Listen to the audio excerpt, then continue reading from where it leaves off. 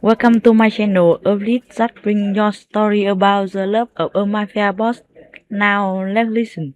The marble floors of the Lombardi mansion gleamed under my practiced hands, each stroke of the cloth erasing another day's worth of footprints, cigar ash, and secrets. 4 years I'd worked here. 4 years of seeing everything and saying nothing.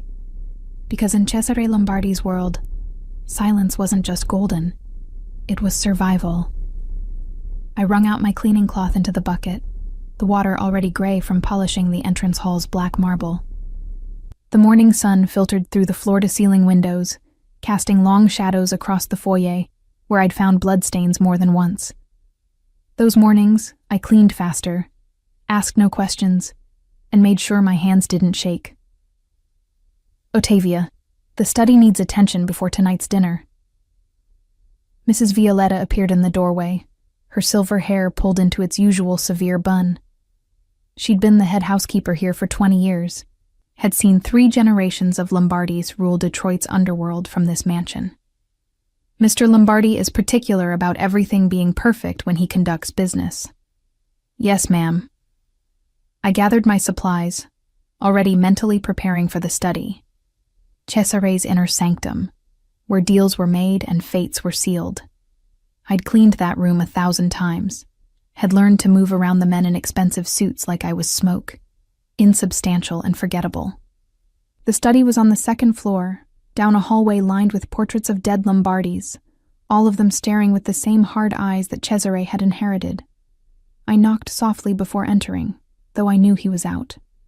He always was at this hour, meeting with his captains at the warehouse on the east side. The room smelled of leather and tobacco, with undertones of the expensive whiskey Cesare favored. His massive mahogany desk dominated the space, its surface clear except for a crystal tumbler and a folder of papers. I started with the bookshelves, dusting each volume carefully. Most were in Italian, some so old their spines cracked if you breathed on them wrong.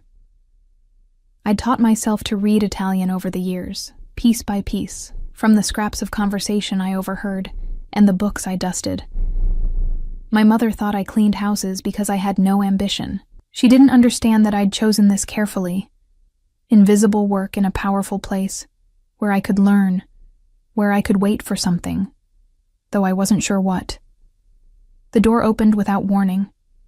I turned, cloth in hand, to find Cesare Lombardi standing in the doorway.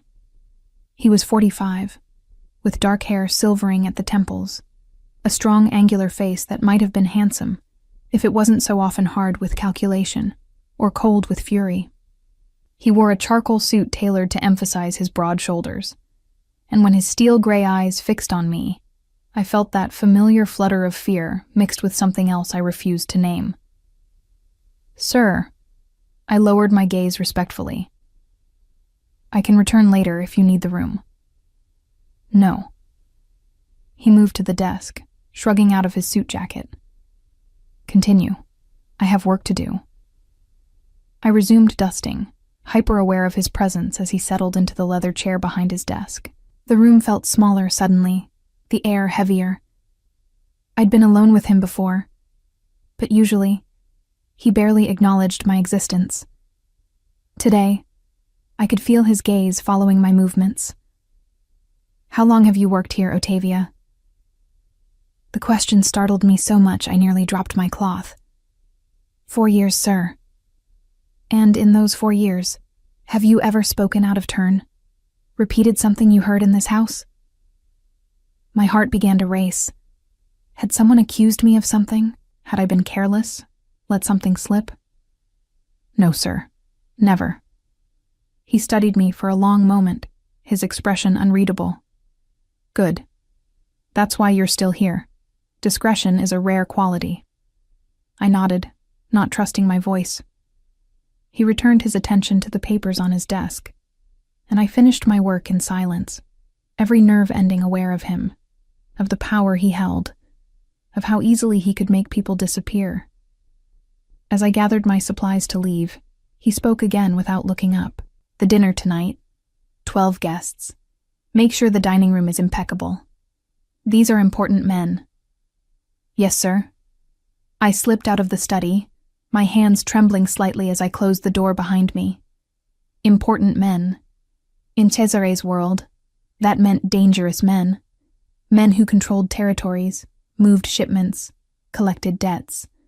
Men who made decisions over expensive wine that left bodies in the river by morning. The rest of the day passed in preparation. Violetta directed the staff with military precision. Fresh flowers for the table, the good china, crystal glasses polished until they sparkled. The chef arrived at 3 to begin preparing the meal, filling the kitchen with the scents of garlic, basil, and roasting meat. I was assigned to serve during dinner, along with 2 other girls.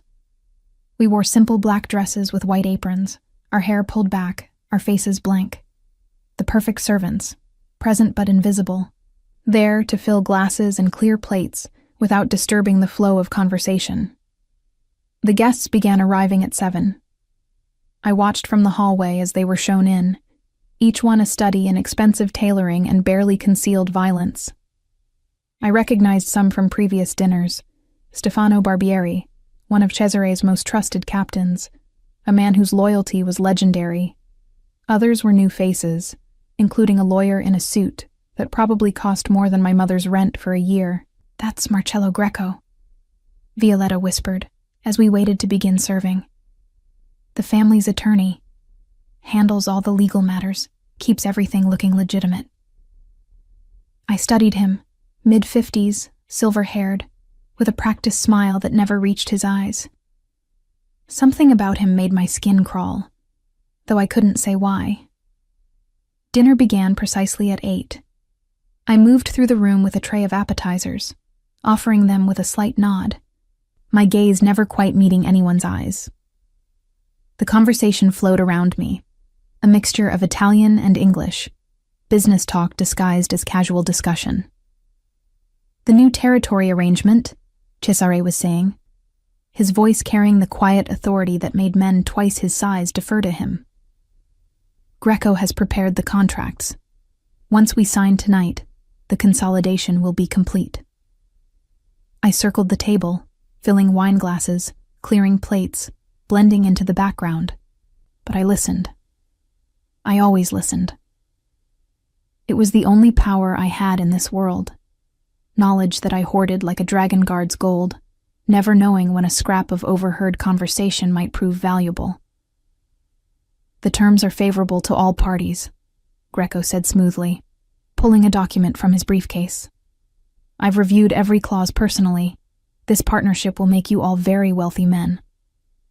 I was refilling Cesare's water glass when something caught my eye. Greco had laid the contract on the table, and from my angle, I could see the text clearly. My eyes, trained from 4 years of reading Italian documents while dusting them, scanned the page almost unconsciously. And then I saw it. A single word, buried in paragraph 12 of the dense legal text. Where it should have said herederos, heirs, it instead said successores, successors. My hand froze on the water pitcher.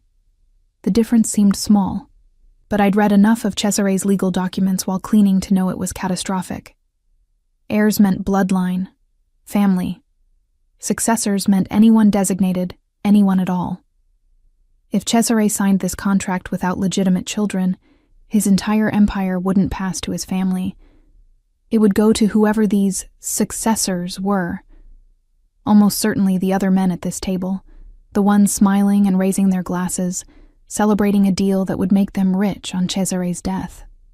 I glanced at Greco, saw the slight sheen of sweat on his forehead despite the cool air, the way his fingers trembled almost imperceptibly as he slid the contract toward Cesare.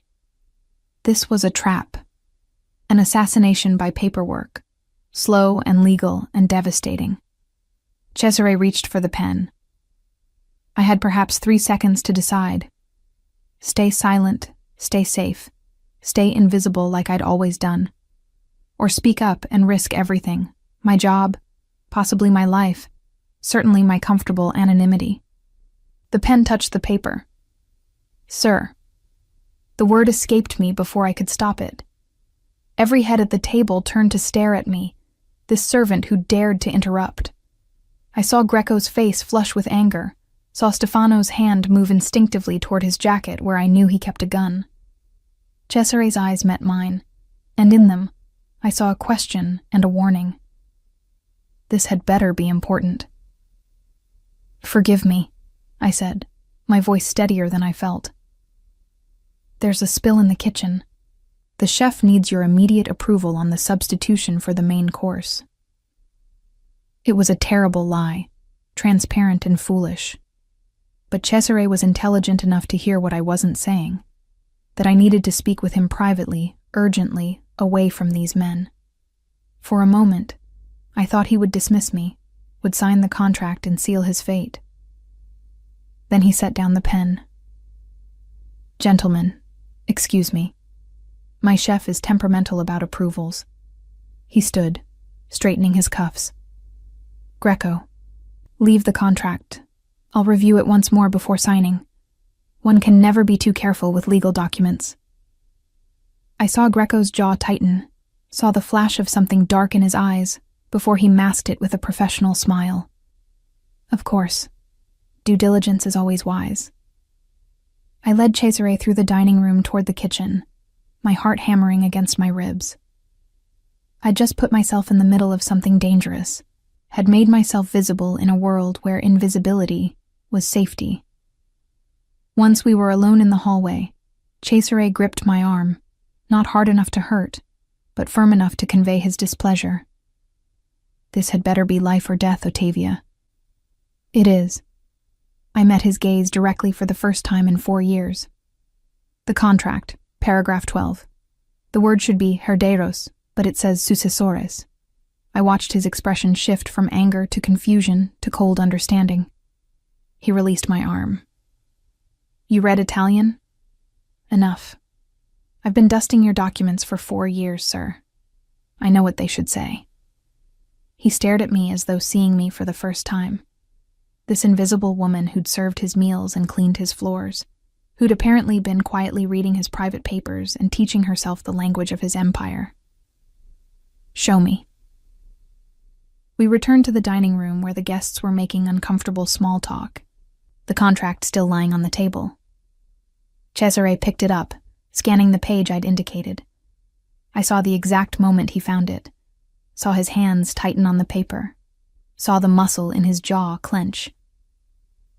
"Gentlemen," he said, his voice dangerously soft. "There appears to be an error in the contract.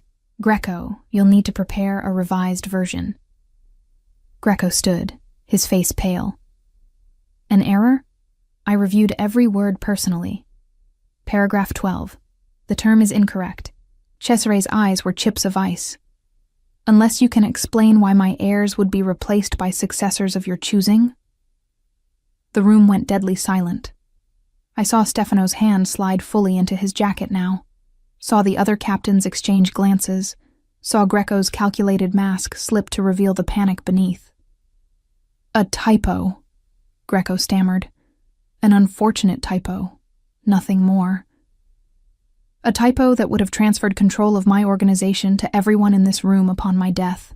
And Cesare set the contract down with deliberate care. How convenient. I backed toward the wall, trying to become invisible again, but it was too late. Greco's eyes fixed on me with pure hatred.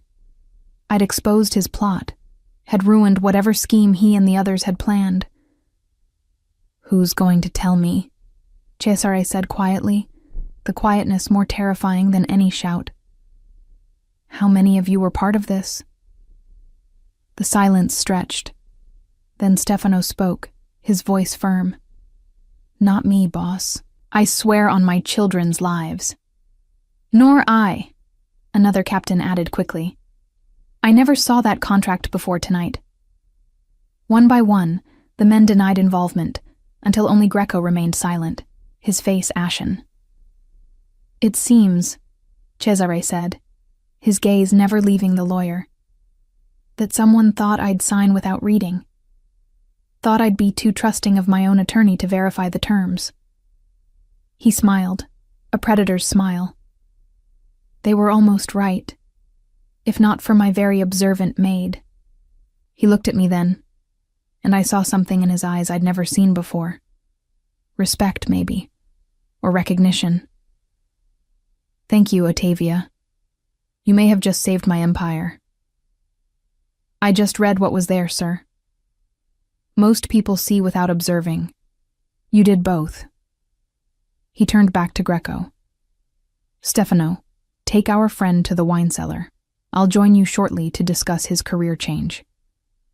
Stefano moved with frightening efficiency, gripping Greco's arm and leading him from the room.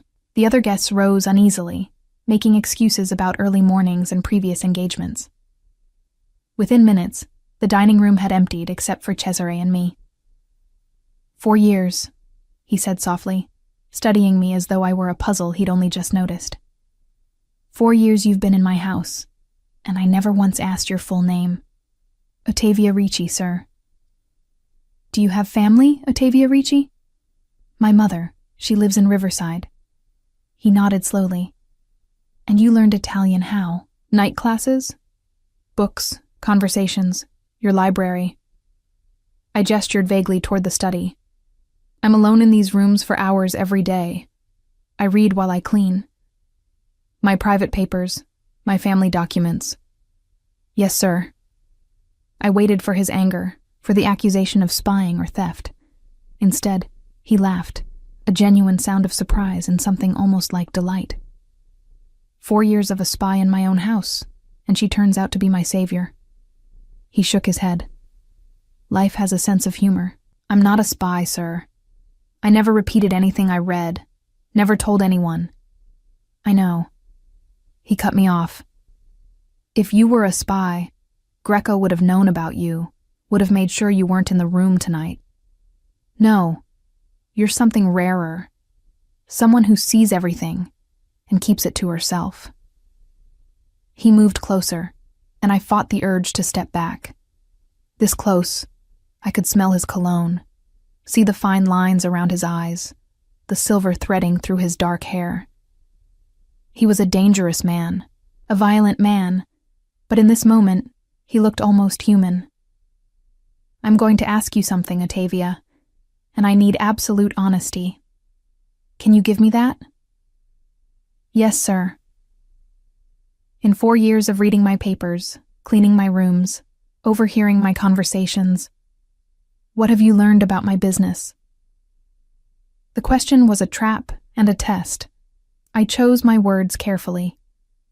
That you control the docks, the trucking unions, and half the city council.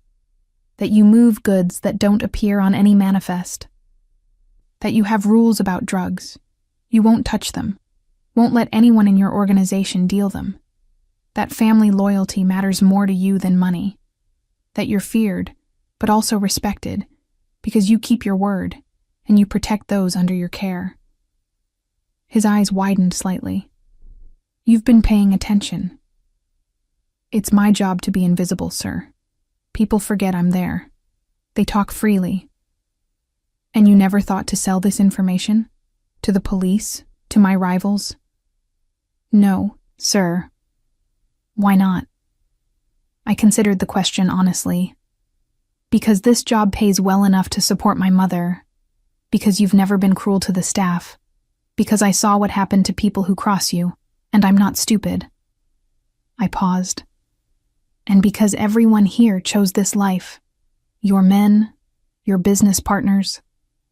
They knew what they were getting into. It's not my place to judge or interfere. Until tonight. Tonight was different. You didn't know. You were about to be cheated.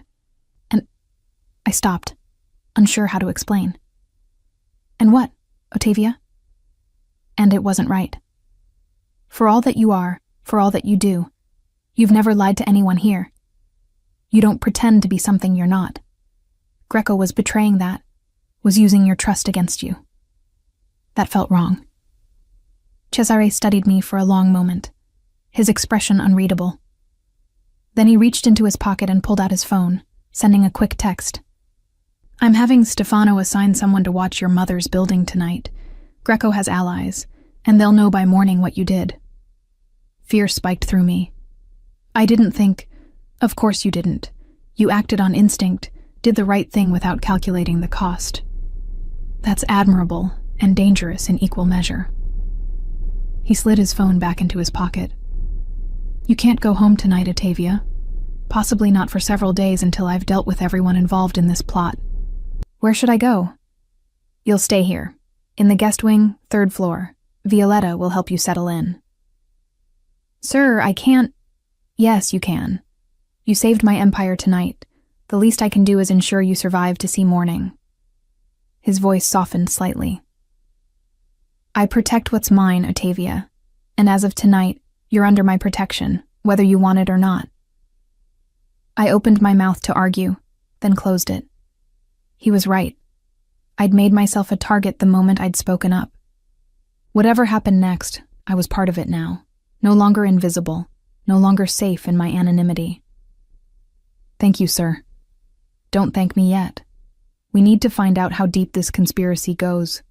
Who else was involved?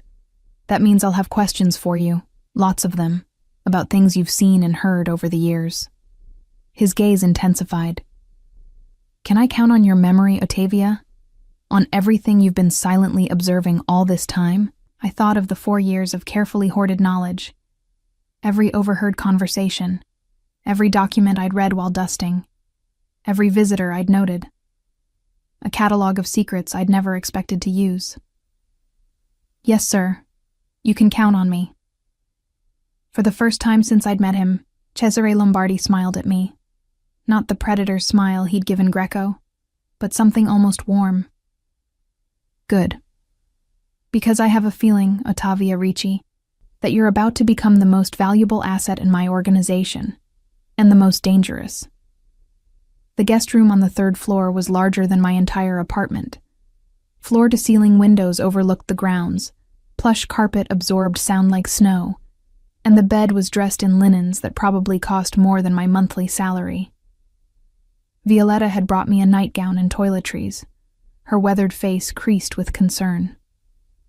4 years I've known you, she said, setting fresh towels on the dresser. Quiet, reliable Ottavia who never caused trouble. And now this. I didn't mean to cause trouble. No, you meant to save him. She turned to look at me, her stern expression softening slightly. That was brave. Foolish, but brave. Mr. Lombardi doesn't forget loyalty, but he also doesn't forget those who see too much. Am I in danger from him? Violetta considered the question carefully. Not in the way you're thinking. Cesare Lombardi is many things, but he's not a monster to those who serve him faithfully. He takes care of his own. She paused at the door.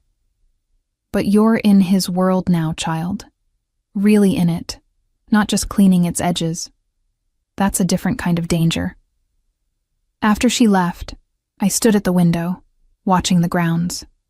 Security lights illuminated the perimeter, and I could see armed men patrolling in pairs. How had I never noticed the scope of it before? The cameras, the guards, the careful choreography of protection that surrounded Cesare Lombardi every moment of his life. I couldn't sleep. My mind replayed the evening, Greco's face when I'd interrupted, the moment Cesare had understood the trap, the cold fury in his eyes when he'd sent the lawyer to the wine cellar. What was happening down there now? I'd heard whispers about the wine cellar, about how some people went down those stairs and never came back up. A soft knock at my door made me jump. I opened it to find Stefano, his bulk filling the doorway. Despite his size and the gun I knew he carried, his face was kind.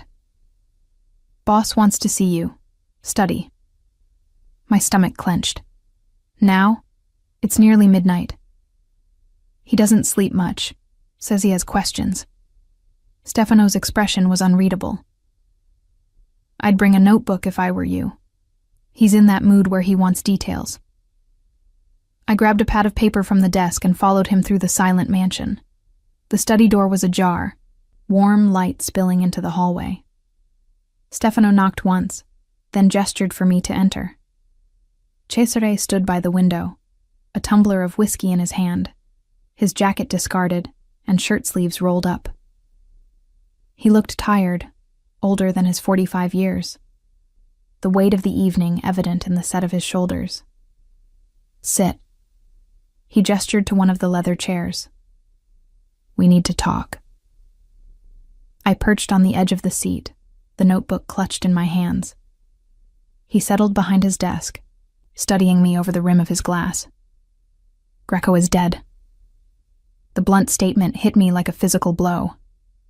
I'd known it was possible, even likely, but hearing it confirmed made it real.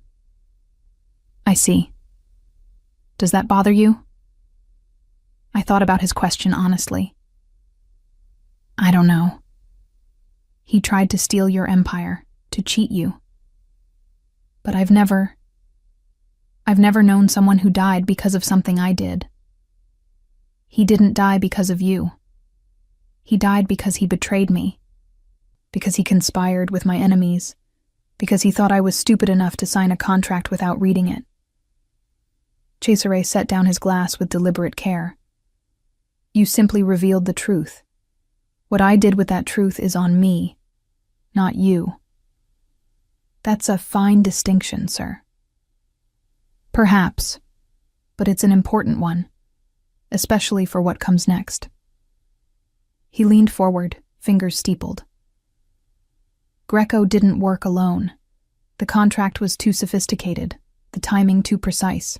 Someone fed him information, told him when to present it, assured him I'd be too distracted to notice the change."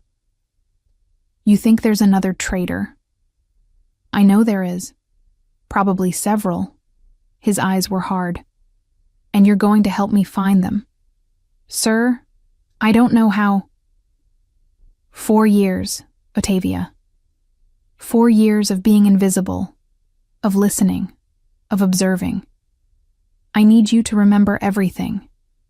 Every conversation you overheard, every visitor who seemed nervous, every paper you dusted that had unusual names or numbers. His voice was intense, urgent. Somewhere in all that information is the pattern we need. I opened the notebook, my hand steadier than I felt. "Where do you want me to start?" "Start with the dining room tonight." Besides Greco, who looked surprised when I caught the error. I closed my eyes, pulling up the memory. The moment I'd spoken, every face at that table turning toward me. Councilman Torres. He went pale, like he'd seen a ghost. And Franco Russo, the one who controls the trucking union. His hand went to his pocket, like he was reaching for his phone. Good. Who didn't look surprised? Stefano. He just looked confused, then angry when he understood what had happened. Giovanni Mancini looked confused too, kept glancing between you and Greco like he was trying to understand. Cesare made notes on his own pad. "That matches my read. Stefano and Giovanni are clear. Torres and Russo are suspects." He looked up. "What about before tonight? Have you ever seen Greco meeting privately with anyone in the house?" I thought back through 4 years of cleaning, of moving through rooms while important men conducted business. 3 months ago, I was cleaning the library. Greco and Russo were there. I thought they were discussing union contracts, but... I paused, remembering. But what? Russo said something like, "When the transition happens, we'll need to move fast." And Greco said, "Patience. These things take time to arrange properly." I met Cesare's gaze. At the time, I thought they meant transitioning to a new contract with the union. But now it sounds like they were planning for my removal. His jaw clenched. What else? For the next 2 hours, I dug through my memories, pulling out every scrap of conversation, every suspicious meeting, every detail I'd absorbed while being invisible. Cesare listened intently, occasionally asking questions, building a picture of the conspiracy that had been forming right under his nose. "You have an extraordinary memory," he said finally, setting down his pen. "Most people see but don't observe. You do both." "It's a survival skill, sir. When you're invisible, paying attention keeps you safe. You're not invisible anymore, Ottavia. That ship sailed the moment you spoke up tonight. He poured himself another whiskey, then offered me the decanter. I shook my head. The question now is what to do with you. What do you mean? I can't send you back to cleaning floors. You know too much. You've proven too valuable. But I also can't just promote you without explanation. It would raise questions, make you a target. I'm already a target, aren't I? Because of tonight. Yes. Which is why you're staying in this house under my protection, until we've eliminated everyone involved in Greco's plot. He studied me over his glass. But after that, we need a role for you that makes sense, that explains your sudden proximity to me without revealing what you really are. And what am I really? Cesare smiled slightly. My eyes and ears. The person who sees what I miss, who remembers what I forget. The invisible woman who became indispensable in a single evening. A chill ran through me at his words. Indispensable to a man like Cesare Lombardi was both protection and prison. What kind of role are you thinking? I'm not sure yet. Personal assistant, perhaps, or... He broke off as his phone buzzed. He glanced at the screen, his expression darkening. Russo just left the city. Private plane to Mexico. Someone warned him. How? No one knew about tonight except... I stopped, understanding dawning. Except everyone at that table. And everyone they might have called afterward. Cesare was already typing on his phone. Stefano, track Russo's plane. I want to know where it lands. He looked at me. This is what I mean, Ottavia. The moment word gets out that I caught Greco, everyone involved will scatter. We have maybe 12 hours to identify them all before they disappear. Then we work through the night. He raised an eyebrow. You should rest. You've had a traumatic evening. So have you, sir. And I suspect you're not planning to sleep. I met his gaze steadily. Besides, my memory is freshest now. Give me names, and I'll tell you everything I remember about them. For a long moment, he simply looked at me, as though seeing me anew. Then he nodded. All right. Let's start with the city council. You said Torres looked guilty. Who else on the council has been in this house? We worked through the night, mapping out connections I'd observed over 4 years, building a web of conspiracy that was far larger than either of us had imagined. By dawn, we had a list of 15 names, men who'd been positioned to take over pieces of Cesare's empire once the contract transferred control. This is everyone? Cesare asked, staring at the list. Everyone I'm certain about. There might be others, people I didn't see or who were careful about not meeting here. 15 men. His voice was soft, dangerous. 15 people I trusted, fed, paid, protected. And they were planning to carve up my organization like a holiday turkey. I watched the play of emotions across his face. Fury, yes, but also something that looked like hurt. For all his power and violence, Cesare Lombardi valued loyalty above all else. This betrayal cut deep. What will you do? What I always do. Eliminate threats. Protect what's mine. His eyes met mine, but carefully.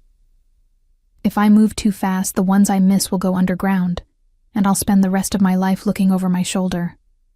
I need proof first. Evidence that will force them to face me, to make their move where I can see it. How do you get that proof?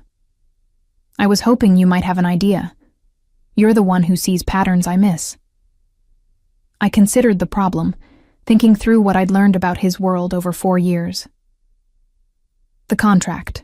Greco drafted it, but someone had to tell him the specific language to use, had to explain what would give them maximum control.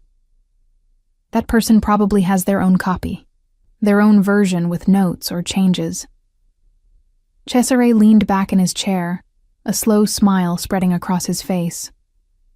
You think like a criminal, Ottavia. I've been watching criminals for 4 years, sir. It rubs off. So, we find that source document, which means we need to search the homes or offices of everyone on this list without them knowing. His smile faded. That's a week's work at least, maybe more. And every day that passes gives them time to prepare, to hide evidence, to disappear like Russo did. Unless an idea was forming, dangerous but possible. Unless you give them a reason to relax, to think they're safe. I'm listening. What if Greco's death looked like an accident? A heart attack during the dinner party. Tragic, but not suspicious. You're devastated, of course, by the loss of your trusted attorney. The contract was flawed because poor Greco was overworked. Made a simple typo. You'll have a new lawyer review everything before signing, but there's no rush, no suspicion. Understanding lit Cesare's eyes. They think I didn't notice the trap. They think they still have time to regroup, to try again with a different approach. Exactly. And while they're regrouping, your people search their properties, find the evidence you need. It could work. He was already reaching for his phone. But it requires perfect execution.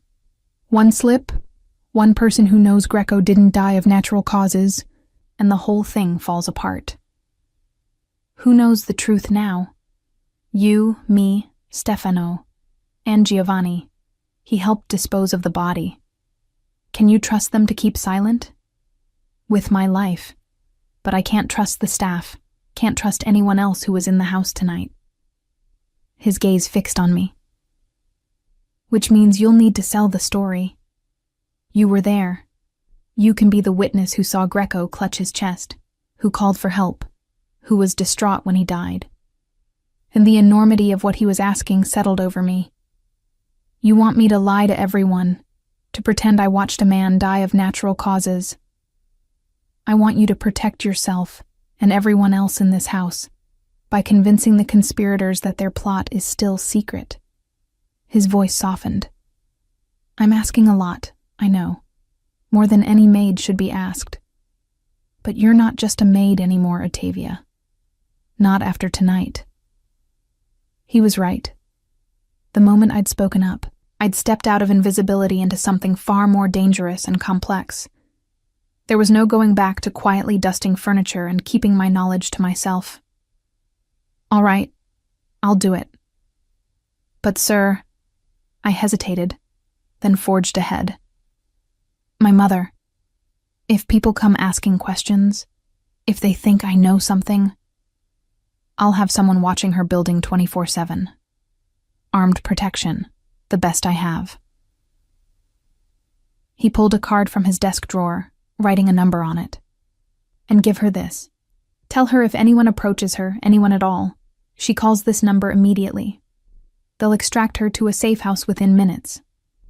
I took the card, relief flooding through me. Thank you. Don't thank me. You've earned it, earned more than you know. He stood, rolling down his shirt sleeves. It's almost 6. The staff will arrive soon. We need to stage this before then. Stage what? The scene of Greco's heart attack. Stefano brought the body back from the wine cellar. We'll put him in the dining room, make it look like he collapsed there during dinner cleanup. My stomach churned at the clinical way he discussed moving a corpse. And if the police investigate? The medical examiner is on my payroll. He'll confirm heart attack, sign off on natural causes. Cesare's expression was matter of fact. This isn't my first time managing an unfortunate death, Ottavia. I know how these things work. The reminder of exactly who I was dealing with sent a chill through me. For all our hours of conversation, all the grudging respect I'd seen in his eyes, Cesare Lombardi was still a man who killed people and arranged cover-ups with the ease of someone ordering breakfast. Come on, he said, noting my expression. I'll spare you the actual staging, but you'll need to see the scene to know what you're supposed to have witnessed. I followed him through the silent mansion to the dining room. Stefano was there, and true to Cesare's word, I was spared the actual moving of the body.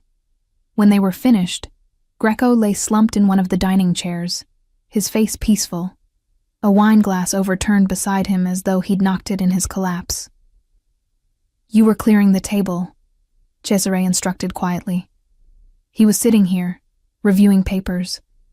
He gasped, clutched his chest. "You called for help, but by the time Stefano arrived, he was gone. Understood?" "Yes, sir." "Good. Now go clean yourself up. Change into your uniform. In an hour, you'll need to be hysterical, shocked. Can you do that?" I looked at the body of the man who'd tried to destroy Cesare, who'd been willing to steal an empire through careful legal manipulation. "I can do that." As I left the dining room, I heard Stefano say quietly to Cesare, "That's quite a woman, boss. Smart, steady under pressure. Where'd you find her?" "She's been here for 4 years. I just never noticed until tonight." There was something in Cesare's voice I couldn't quite identify. Funny how the most valuable things can be right under your nose, and you never see them until the moment you need them most. I didn't hear Stefano's response. I was already climbing the stairs back to the guest room, my mind racing with everything that had happened, everything I'd agreed to do. In the space of a single evening, I'd transformed from invisible maid to co-conspirator, from observer to participant in a deadly game. And the most terrifying part? Some small, secret part of me was exhilarated by it all. The performance began at 7:30, when the morning staff arrived. I'd changed back into my uniform, splashed cold water on my face to make my eyes red, and waited in the hallway near the dining room. When Violetta rounded the corner with her clipboard, I let out a convincing sob. "Ottavia, what's wrong?" She rushed to my side, genuine concern creasing her weathered face. "It's Mr. Greco," I managed, my voice breaking. He collapsed last night after dinner. I think he's dead." The chaos that followed was grimly orchestrated. Violetta called for Cesare, who appeared with Stefano, both of them playing their roles perfectly. Shock, attempts at resuscitation, the eventual grim acceptance. The medical examiner arrived within the hour, a thin man with wire-rimmed glasses who spent exactly 12 minutes examining the body before signing off on cardiac arrest. "Tragic," he pronounced, snapping his medical bag shut. "But not uncommon in men his age who work high-stress positions. My condolences, Mr. Lombardi." I watched from the doorway as they carried Greco's body out in a discreet black bag. The other staff whispered among themselves, and I caught fragments of their speculation. The stress of legal work, his recent divorce. Had anyone noticed him looking unwell at dinner? "Ottavia." Cesare's voice was gentle as he approached me in the hallway. For the benefit of the staff, he placed a comforting hand on my shoulder. "I know this must have been traumatic. Take the rest of the day to recover." "Thank you, sir." I kept my eyes downcast, playing the shaken witness. I just keep seeing him fall, the way he grabbed his chest. "Shh. It's over now. Why don't you rest in the guest room? Violetta will bring you tea." I nodded and retreated upstairs, aware of the sympathetic looks from the other maids. Once alone in the guest room, I allowed myself to breathe normally. The performance had worked. Now came the waiting. Over the next 3 days, I lived in a strange limbo.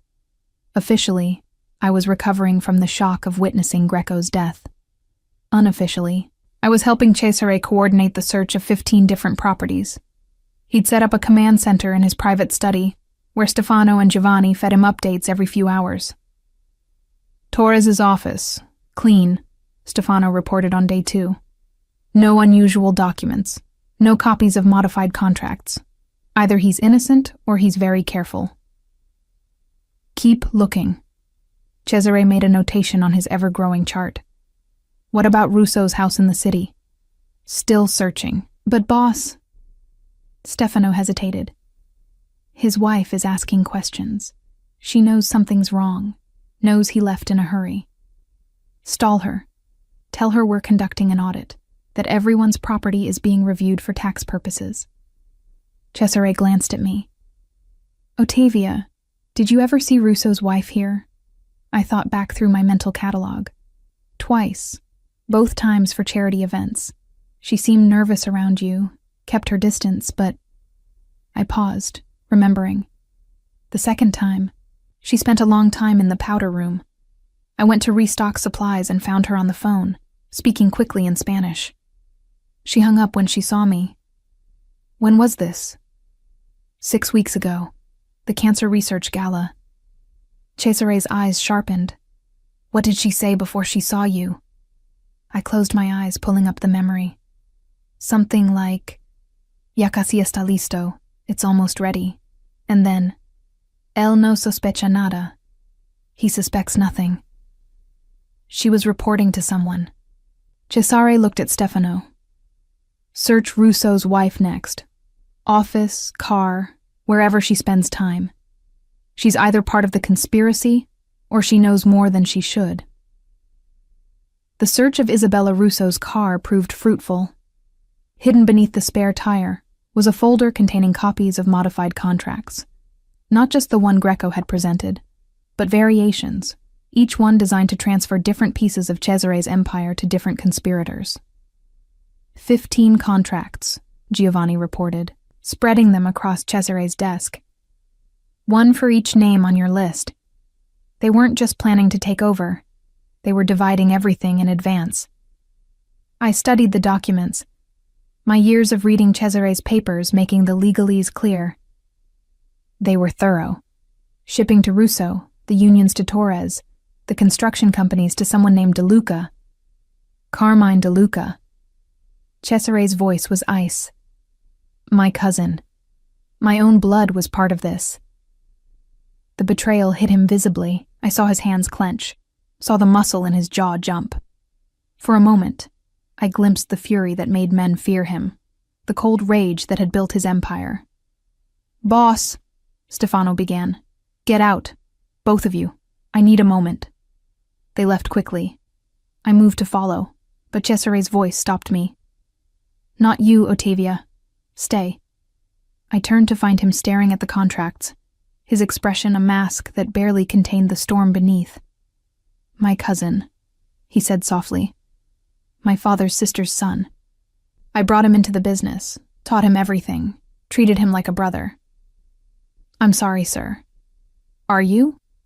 Or are you thinking that this is what happens in my world, that betrayal is simply the cost of doing business? The question was sharp, probing. I chose my words carefully.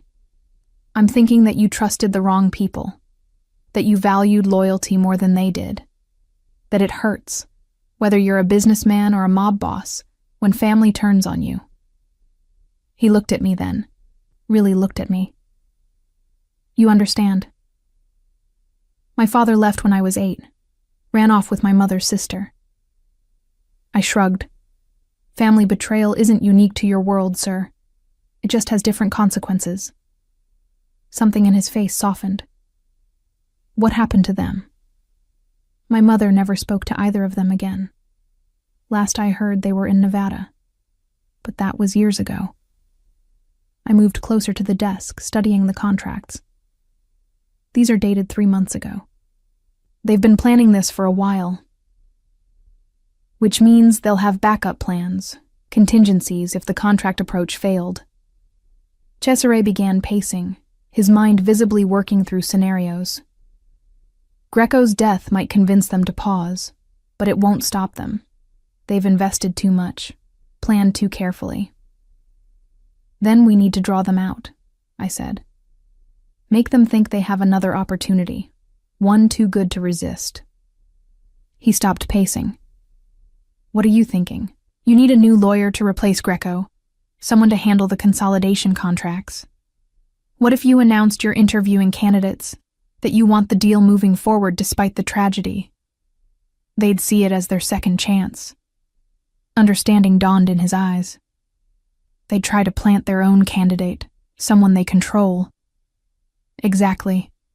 And we'd know which candidates are legitimate, and which ones are trying to continue the conspiracy. Cesare smiled, the expression predatory and approving. You have a devious mind, Ottavia Ricci. I'm beginning to think you were wasted on housekeeping. I prefer to think of it as a learning opportunity, sir. Over the next week, the plan unfolded. Cesare let it be known through his network that he was seeking Greco's replacement, someone skilled in corporate law and complex negotiations. Applications flooded in, legitimate attorneys seeking the prestige and pay of representing the Lombardi organization, and at least 3 candidates that our research revealed were connected to the conspirators. Anthony Marino, I read from his application. Recommended by Councilman Torres, previously worked with Greco on several matters. That's our plant. Cesare marked the file. Torres wouldn't recommend someone unless he controlled them. Who else? Richard Chen. Recommended by... I paused. No one. Self-submitted, but his previous clients include Carmine DeLuca and Franco Russo. 2 for 2. Anyone else suspicious? I flipped through the remaining applications. Sarah Petrov. New to the city, limited local connections, but she's worked with international shipping companies, the kind that might be moving goods off manifest. So, 3 candidates who are likely compromised. Cesare leaned back in his chair. We interview all of them, see which one pushes hardest for the consolidation contract. That's our entry point. The interviews were held in Cesare's study over 3 days. I attended each one, ostensibly to take notes, but really to observe and listen. Anthony Marino was smooth, too smooth. His answers rehearsed and his interest in the consolidation contract immediate. Richard Chen was quieter, more calculated, asking pointed questions about the timeline and Cesare's plans for succession. But it was Sarah Petrov who surprised us. She was younger than I expected. Early 30s, with sharp eyes and a direct manner.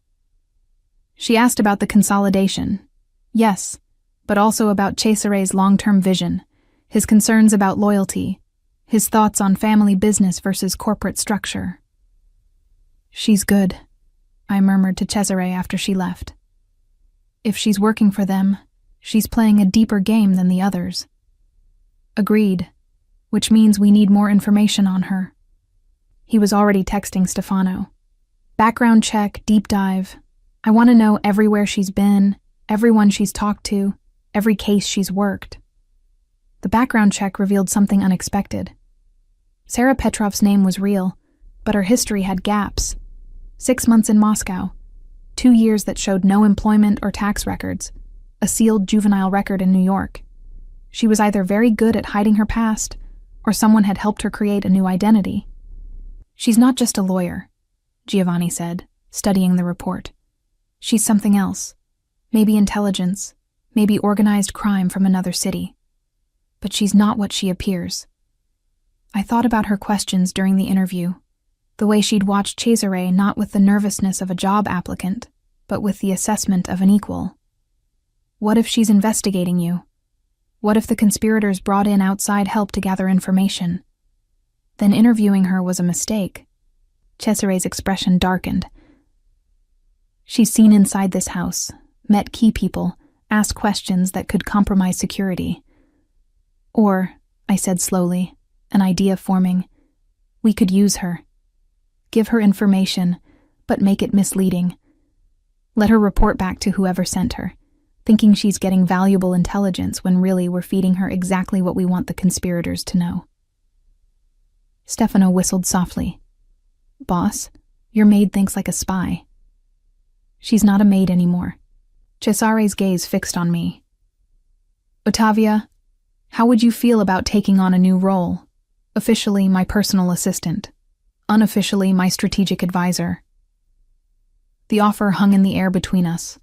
Accepting meant fully entering his world, becoming part of the empire I'd only observed from the edges. Refusing meant retreating to invisibility, to safety, to the narrow life I'd known before.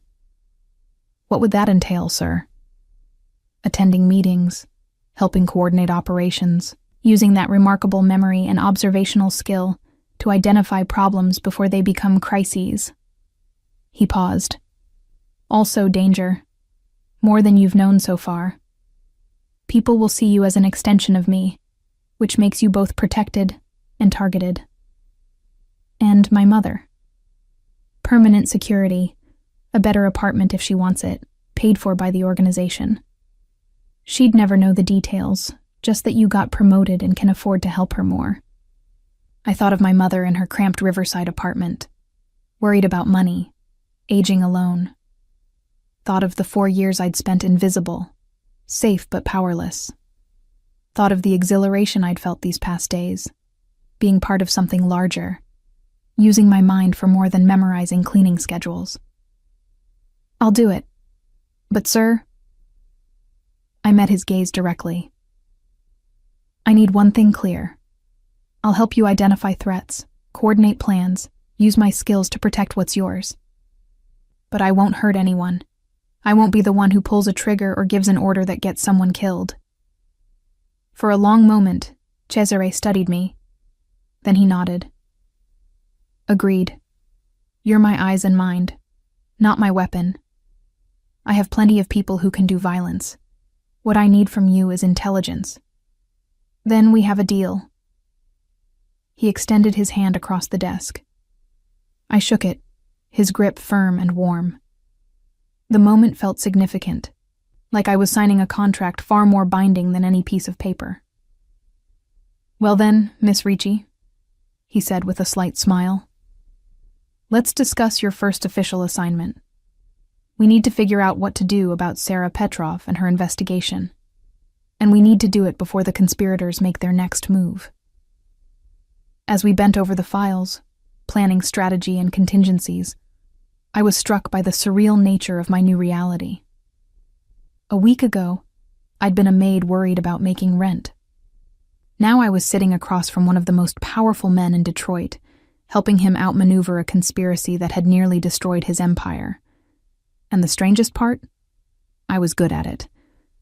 The years of invisible observation had trained me for exactly this, seeing patterns, remembering details, understanding the complex web of relationships and motivations that drove Cesare's world. Ottavia, he said at one point, looking up from the files. Why do you think Greco chose you to serve at that dinner? Of all the staff, why put you in the room when he presented the contract? I hadn't considered that. I don't know. I assumed it was random, or Violetta's decision. Nothing in my house is random, and Violetta doesn't make decisions about important dinners without clearing it with me first. His eyes narrowed. Someone specifically requested you be there. The question is who and why. A chill ran through me. You think they knew I could read Italian? That putting me in the room was deliberate? I think someone wanted insurance. If the contract worked, fine. If it didn't, if I somehow caught it, they'd need a scapegoat. His voice was grim. You were there. You can read the language. You had access to my papers. Easy to frame you as the one who altered the contract, who was working for my enemies. The realization hit like a physical blow. I was set up from the beginning, which means someone on that list knows more about you than they should, knows about your language skills, your habits, your movements in this house. Cesare stood, moving to the window. We've been assuming the conspiracy was about the contract, about taking over my organization. But what if it was more personal? What if someone wanted to hurt me by taking away the one person who might actually see the trap? But I was invisible. No one noticed me. Someone did. Someone noticed you enough to know you were a threat, even before you knew it yourself. He turned to face me, and that someone is still out there, still planning, still waiting for their next opportunity. The guest room felt less safe that night. I lay awake, thinking about Cesare's words, about the possibility that I'd been noticed long before I'd thought to speak up. Who had been watching me while I'd been watching them? A soft knock at my door made me sit up. Yes? It's Cesare. May I come in? I wrapped a robe over my nightgown and opened the door. He stood in the hallway, still dressed but with his tie loosened, looking tired and troubled. "I couldn't sleep," he said. "Kept thinking about what we discussed, about who might have been watching you." "And? May I?" He gestured to the sitting area in my room. I nodded, and we both settled into the chairs by the window, the city lights glittering beyond the glass. "I went through the staff records," he said, "looking for anyone hired in the last year, anyone with connections to the people on our list. And I found something odd." He handed me a file. Inside was a personnel form for a man named Thomas Chen, hired 8 months ago as a security guard, recommended by Richard Chen, one of the attorneys we'd interviewed. "The lawyer's brother," I said, "working security here. And assigned primarily to the second floor, where my study is, where you clean every day." Cesare's expression was dark. "He'd have seen you coming and going, could have reported your movements, maybe even gone through your things to see if you'd taken any documents." "Does he still work here?" "He quit 2 days ago, called in sick the day after Greco's heart attack, then sent a resignation email citing family emergency." Cesare's jaw tightened. Convenient timing. "So, Richard Chen sent his brother to spy, to gather information about your security and your staff. And Thomas Chen noticed me, reported back that there was a maid who spent a lot of time in the study, who might be reading papers. And they decided to use you as insurance." Cesare finished. "Either you'd fail to notice the contract change, which would help them, or you'd notice and speak up, which would make you look like a co-conspirator when everything came out. The elegant trap made me feel sick. They're smarter than we thought. Much smarter, which means we need to be smarter still." He leaned forward, his expression intense. "Ottavia, I need to ask you something, and I need complete honesty. Is there anything at all, that they could use against you? Anything in your past that could make you look guilty?" I thought about my quiet life, my 4 years of invisible service, my mother in Riverside. "No, I've never stolen anything, never done anything illegal. The most rebellious thing I've ever done is read your private papers without permission. That's not rebellion, that's initiative." He smiled slightly. "But it means they'll have to manufacture evidence if they want to frame you, which gives us an advantage. We can anticipate what they might fabricate and counter it before they deploy it." "How?" "By building your own paper trail. Starting now, you're officially my personal assistant. Employment contract, salary increase, company credit card, all documented, all legitimate. If anyone tries to claim you were secretly working for my enemies, we'll have proof that I trusted you, promoted you, brought you into my inner circle." It made tactical sense, but something in his voice made me study his face more carefully. "Is that the only reason? Just to protect against false accusations?" For a moment he didn't answer. Then, "No. It's also because you've proven yourself invaluable, because I trust your judgment, because—" He paused, seeming to choose his words carefully. "Because in 1 week, you've shown me more loyalty and intelligence than people I've known for years. You saved my empire, Ottavia. The least I can do is make sure you're protected and compensated appropriately." The sincerity in his voice caught me off guard. I'd expected calculation, strategy, the cold pragmatism he showed in business. Instead, I heard something almost like gratitude, maybe even respect. "Thank you, sir. Cesare, if you're going to be my personal assistant, you should use my first name, at least in private." "Cesare." I tested the name. It felt strange on my tongue, intimate in a way that made me acutely aware of how alone we were, how quiet the mansion was at this hour.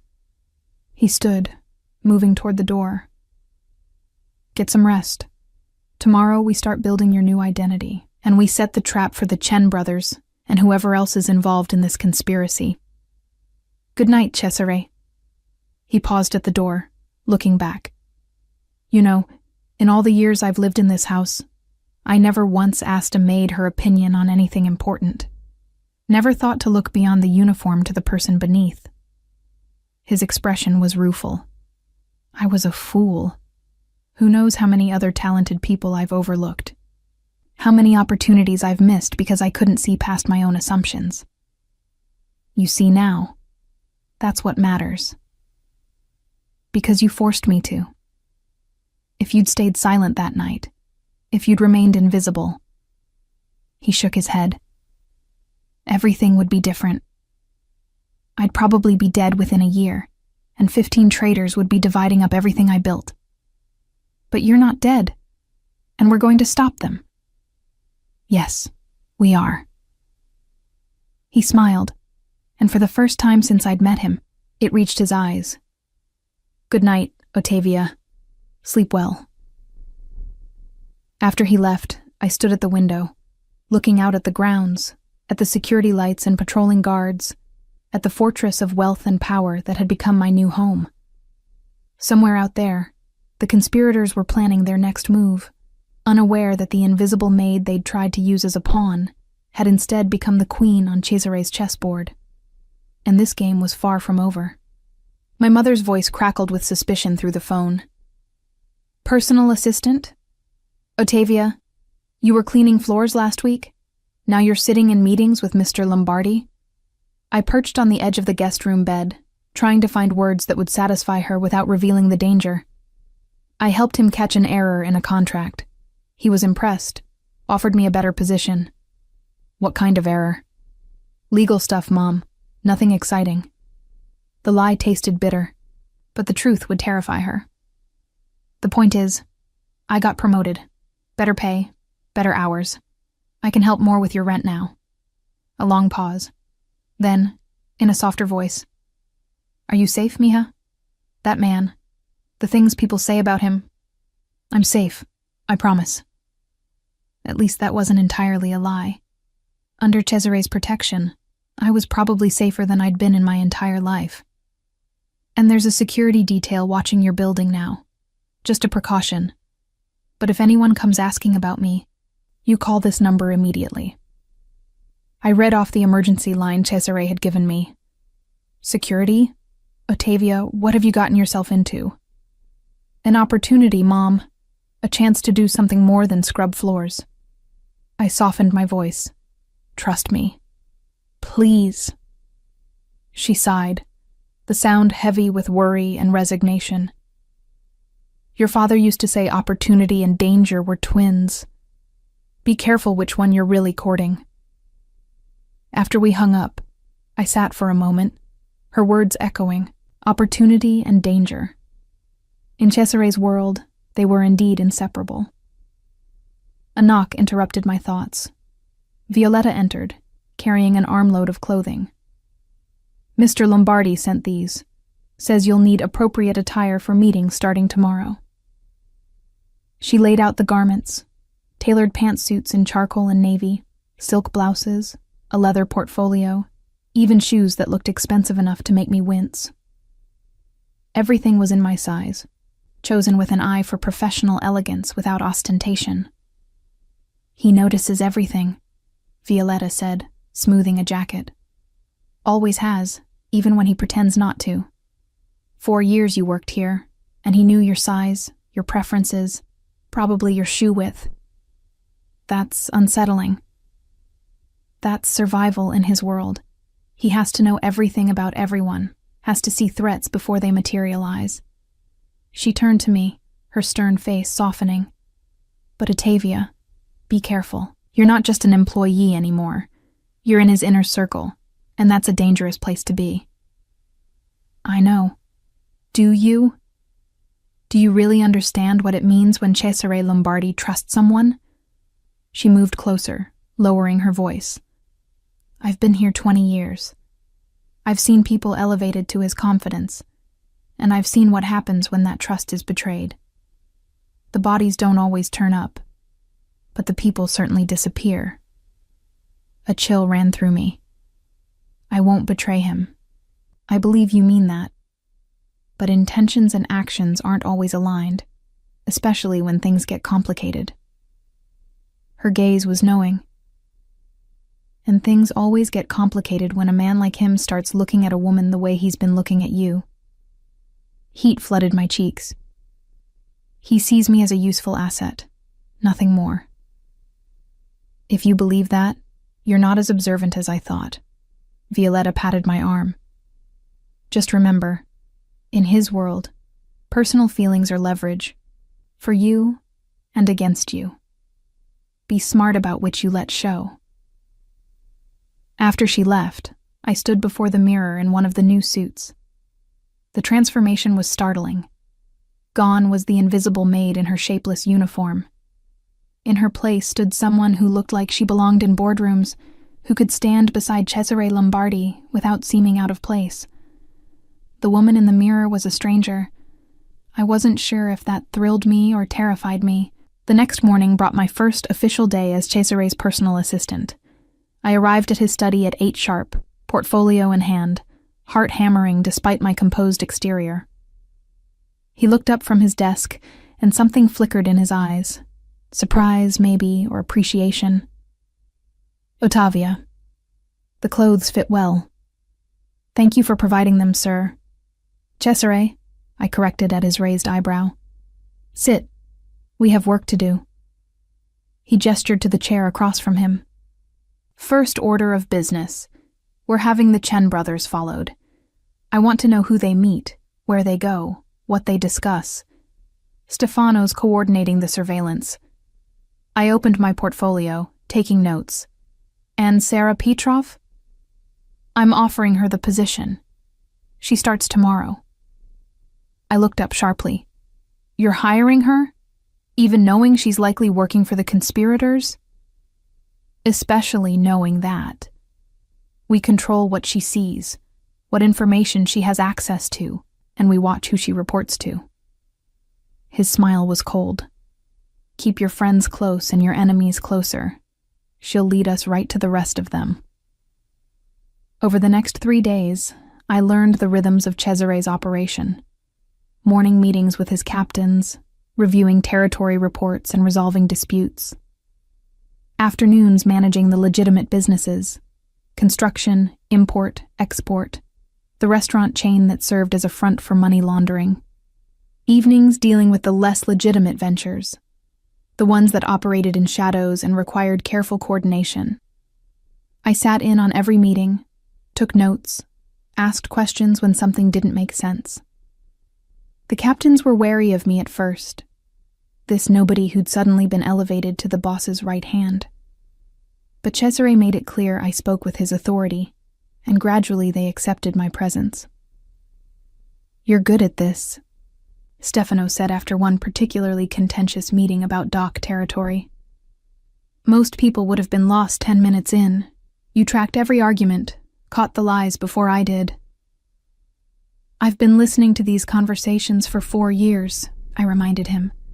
I just wasn't allowed to participate before. Sarah Petrov started on Wednesday. I was tasked with orienting her, showing her the office, explaining Cesare's preferences and procedures. She was pleasant, professional, asking intelligent questions without prying too obviously. But I watched her eyes, saw how they cataloged every detail, every person she met, every door and hallway. She was gathering intelligence, building a map of the organization. Your boss seems to trust you a great deal, she observed at one point. It's unusual for someone so young to have such access. I've worked here for 4 years. I've earned that trust. Of course, I just meant, most organizations like this, family businesses, they keep outsiders at arm's length. You must have proven yourself remarkably valuable. The subtle probing was expertly done. I deflected with a smile. I pay attention. That's valuable in any organization. That evening, I reported the conversation to Cesare. She's fishing for information about me, trying to understand how I fit into your structure. Did you give her anything useful? Just that I've been here 4 years and I'm observant. Nothing about the contract, or Greco's death. Good. He was reviewing surveillance photos from the Chen brothers' tale. Thomas Chen met with Carmine DeLuca this afternoon, 40 minutes at a coffee shop in Greektown. We have audio. He pressed play on a recording device. The audio was muffled but clear enough. Thomas Chen's voice. Getting nervous. The Petrov woman was supposed to have moved by now, but he's keeping her close, watching her. Something's wrong. DeLuca's reply. Patience. Lombardi's paranoid, yes, but he's also predictable. He'll give her access eventually. Then we move. And if he doesn't, if he suspects, then we go to plan B, the Ricci woman. My blood ran cold. Cesare stopped the recording, his expression dark. Plan B. You. They're planning something that involves you specifically. What could they possibly... Understanding dawned. The frame-up. They're going to try to make it look like I'm working for them, that I've been their inside person all along. Which would destroy your credibility, make anything you've told me suspect. Cesare stood, pacing. It's clever. If they can't use Petrov to get information, they'll use you to discredit the information we already have. How do we stop them? By beating them to it. By having you publicly, obviously, undeniably on my side before they can make their move. He turned to me, his expression intense. I need you to trust me completely for what comes next. Can you do that? The question felt weighted with significance beyond the immediate conspiracy. Yes. Good. Because tomorrow, you and I are going to make a very public appearance together. Somewhere the entire organization will see, will understand that you're under my direct protection, that anyone who moves against you moves against me. The next evening, Cesare announced a mandatory meeting of all captains and their lieutenants. The gathering was held in the warehouse on the east side, a cavernous space usually used for shipping, but cleared tonight for what amounted to a show of force. I arrived with Cesare, walking at his side rather than trailing behind. The message was clear. I wasn't staff anymore, wasn't background. I was visible, acknowledged under his wing. 50 men filled the warehouse, their conversations dying as we entered. Cesare led me to the raised platform at the front, and for the first time since this had all begun, I felt the weight of those eyes on me, assessing, questioning, judging. Gentlemen, Cesare's voice carried across the space. I'm sure you've all heard by now about Greco's unfortunate death and the discovery of certain irregularities in the contracts he'd prepared. Murmurs rippled through the crowd.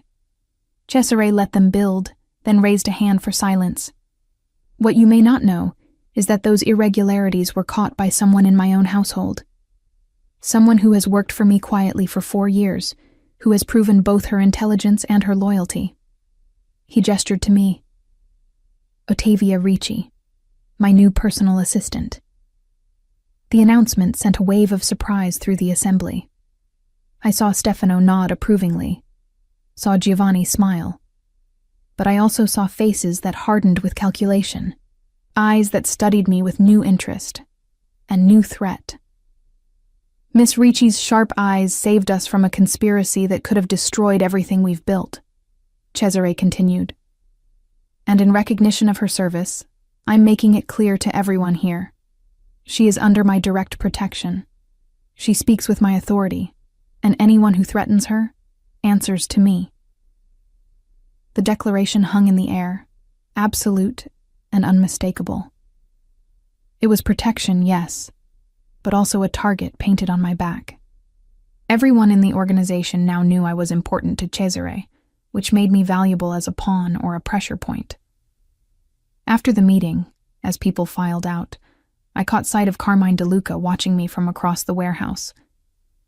His expression was unreadable, but the intensity of his stare made my skin crawl. He knows now, I murmured to Cesare. Let him know.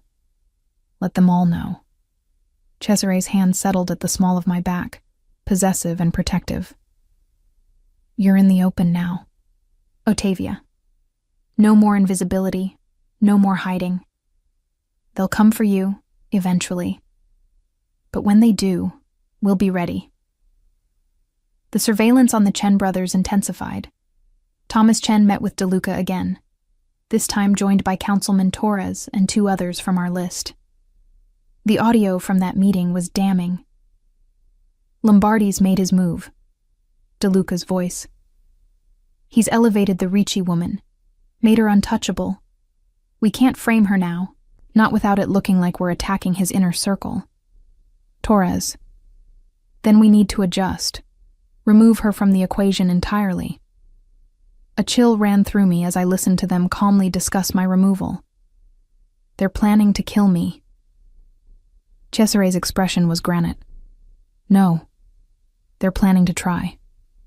There's a difference. He turned to Stefano. I want 3 men on Ottavia at all times. I want her mother's building locked down, and I want surveillance on every person in that meeting. Cars, homes, offices. I want to know when they breathe. Boss, that's a lot of resources. I don't care. Do it. The steel in his voice brooked no argument. Over the next week, I learned to live with constant security. 3 guards in rotation, always within sight. My mother's building had 2 men stationed outside at all times. I couldn't go anywhere without an escort, couldn't make a move without it being coordinated and cleared. It was suffocating and necessary in equal measure. Sarah Petrov, meanwhile, was proving useful in unexpected ways. She'd been drafting new consolidation contracts, legitimate ones without hidden traps. Her work was impeccable, thorough, exactly what Cesare needed to move forward with his business expansion. I don't think she knows about the conspiracy, I said to Cesare one evening. We'd fallen into a routine of late-night strategy sessions in his study, just the 2 of us reviewing the day's intelligence. She's too good at her job, too invested in getting things right. She's not sabotaging anything. You think she's clean? I think whoever told the conspirators about her wasn't telling the truth. Maybe they wanted us to suspect her, to distrust our own lawyer, to create chaos from within. Cesare considered this. Richard Chen recommended her, and Richard Chen's brother was feeding information to DeLuca. What if the whole thing was misdirection? Make us paranoid about our lawyer while they planned something else. Then what's the real play? I thought about it, running through everything we'd learned, every conversation we'd overheard. My mother. They mentioned Plan B involving me. What if Plan B is about leverage, threatening her to force me to do something? The thought had barely formed when Cesare's phone rang. Stefano's name on the screen. Cesare answered, listened, his face draining of color. When? How many? Okay, lock it down. I'm on my way. He ended the call, his eyes meeting mine with an expression I'd never seen before. Fear. Your mother's building. 3 armed men tried to breach the lobby. My security stopped them, but I was already on my feet, reaching for my coat. I need to see her. I need to make sure she's safe. Ottavia, it's too dangerous. I don't care.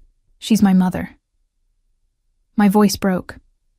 This is happening because of me, because I spoke up, because I became visible.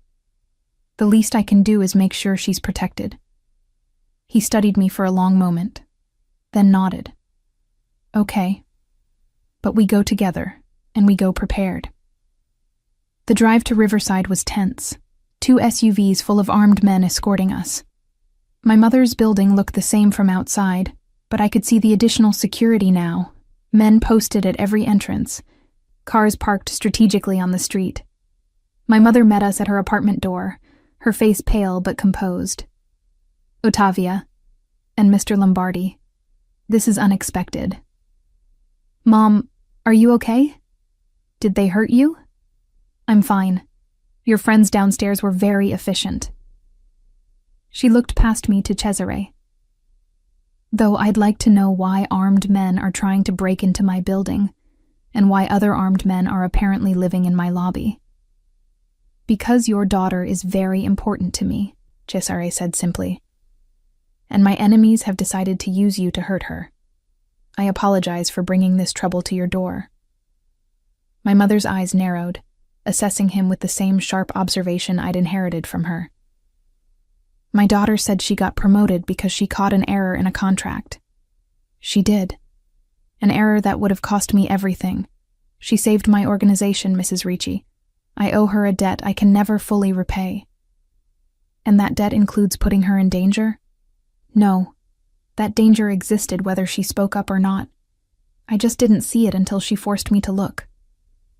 Cesare's voice was steady, respectful. "But I promise you I will protect her with everything I have, and I will protect you because you're important to her." My mother looked between us, seeing something I wasn't ready to acknowledge. "I see. Well then, Mr. Lombardi, I hope you're as good at protecting people as you are at making enemies." "I am, ma'am. I promise you that." Before we left, I pulled my mother aside. "I'm sorry for all of this. I never meant—" "Shh." She cupped my face in her hands. "You did what you thought was right. That's all any of us can do. But Ottavia—" Her voice dropped. "That man, he looks at you like you're more than just an employee. Be careful. In his world, affection is both shield and weapon." "I know, Mom. Do you? Because I see the way you look at him too." Her words followed me back to the mansion, echoing in the silence of the SUV. The way I looked at Cesare. What exactly had she seen that I'd been trying not to see in myself? Back at the mansion, Cesare called an emergency meeting of his inner circle. Stefano, Giovanni, and now me. We gathered in the study, the door locked, the curtains drawn. "They've escalated," Cesare said without preamble. "Attempted abduction of Ottavia's mother means they're desperate, willing to cross lines we thought were sacred. Family was supposed to be off limits." "They're not family people," Stefano said grimly. "They're opportunists who saw a chance at power and took it. Honor doesn't factor in. Then we respond in kind." Cesare's voice was cold. "I want everyone on that list brought in, tonight. We'll hold them here, in the wine cellar, until they tell us everything. Who else is involved, what else they've planned, how deep this goes." "Boss, that's 15 people," Giovanni protested. "A coordinated grab like that, it'll look like war." "It is war. They just fired the first real shot by going after Ottavia's mother. Now we end it." He turned to me. "I need you to sit this part out. What comes next?" "No." I stood, surprising myself with my vehemence. "You said I was your eyes and mind. You need me in that room, listening, observing. I'll see things you might miss, catch lies before they're fully formed." "Ottavia, what we do to make people talk. I know what you do. I've cleaned enough rooms in this house to understand." I met his gaze steadily. "I'm not asking to participate in violence, but I want to be there, to help you get the truth. These people tried to hurt my mother. I have a right to see justice done." Something in my words reached him. He nodded slowly. "Okay, but you stay in the observation room, behind the glass. You watch and you listen, and if it gets too much, you leave." "Understood." "Understood." The operation went down at 3 a.m. Coordinated teams hit 15 locations simultaneously, extracting targets with brutal efficiency. By dawn, the wine cellar held 14 men. DeLuca had managed to flee, but everyone else was accounted for.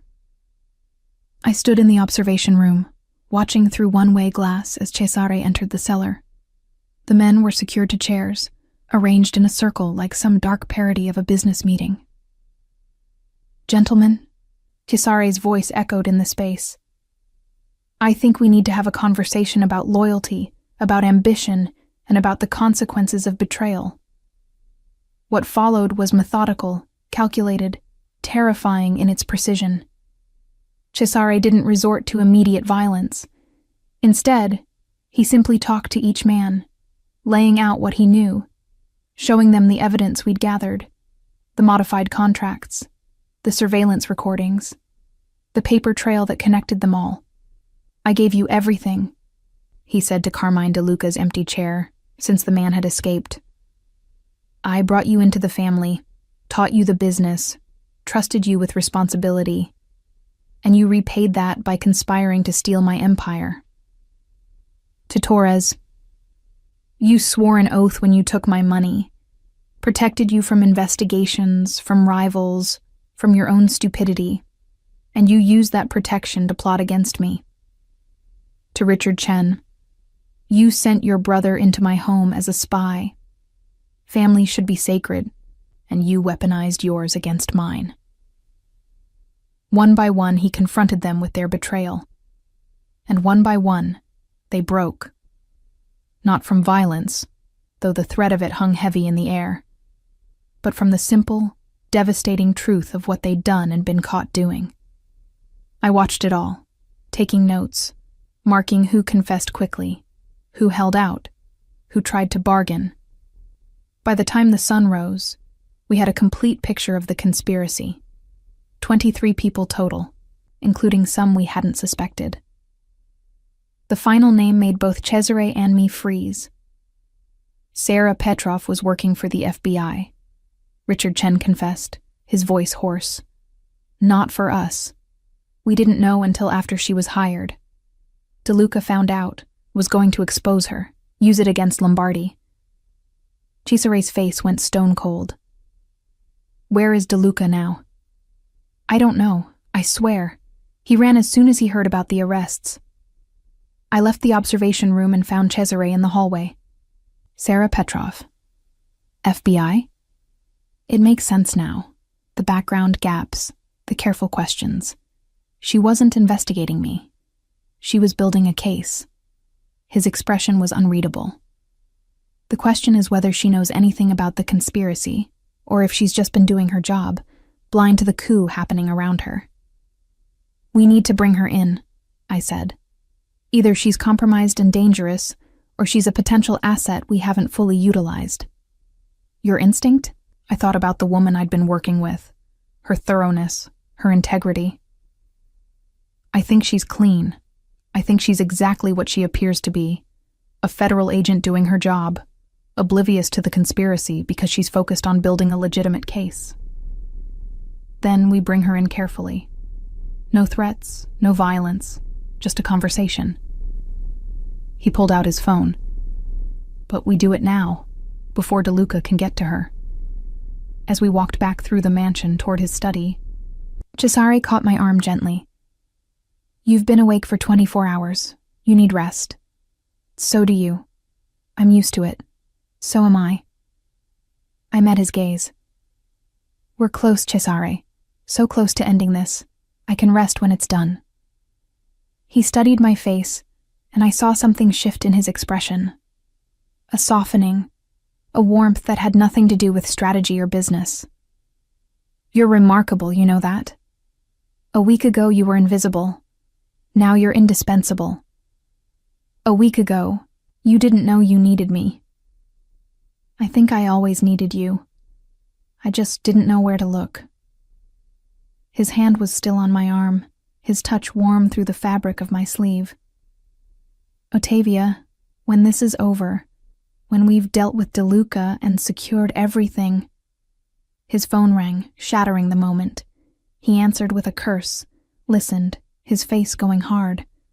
Where? How long ago? Lock it down. We're on our way. He ended the call, already moving. Sarah Petrov's apartment. Someone got there before us. We arrived to find chaos. Federal agents everywhere. Crime scene tape. The building evacuated. An FBI agent I didn't recognize approached us, her badge prominently displayed. Mr. Lombardi, we need you to come with us, now. On what grounds? On the grounds that your employee, Sarah Petrov, was found dead in her apartment 30 minutes ago. And early evidence suggests she was killed by someone with access to your organization's methods and resources. The trap had been sprung, not on me, but on Cesare himself. And somewhere, Carmine DeLuca was watching his final play unfold. The FBI interrogation room was designed to intimidate. Harsh fluorescent lights, a metal table bolted to the floor, cameras in every corner. I sat beside Cesare, our attorney, legitimate this time, on his other side, facing two federal agents whose expressions revealed nothing. "Let's go over this again," Agent Morrison said, her voice professionally neutral. "You're telling me that Sarah Petrov, your employee, was actually an undercover FBI agent, and you had no idea?" "That's correct," Cesare replied, his tone as neutral as hers. "She was hired 3 weeks ago based on her credentials and references. I had no reason to suspect she was anything other than what she claimed. And yet she ends up dead, killed in a manner consistent with organized crime executions. 2 shots to the back of the head, professional, clean." Morrison leaned forward. "You see how that looks, Mr. Lombardi. An FBI agent infiltrates your organization, and within weeks she's executed." "I see how you want it to look," Cesare countered. "But consider an alternative. Someone wanted to make it look like I killed a federal agent. Someone who knew about her real identity, and used it to frame me." Agent Harrison, Morrison's partner, spoke for the first time. Who would have that knowledge and that motivation? This was the moment we'd prepared for. Cesare slid a folder across the table. 15 men, all former associates, all involved in a conspiracy to take over my organization. We discovered the plot 3 weeks ago, and we've been quietly investigating. Several of them were arrested last night.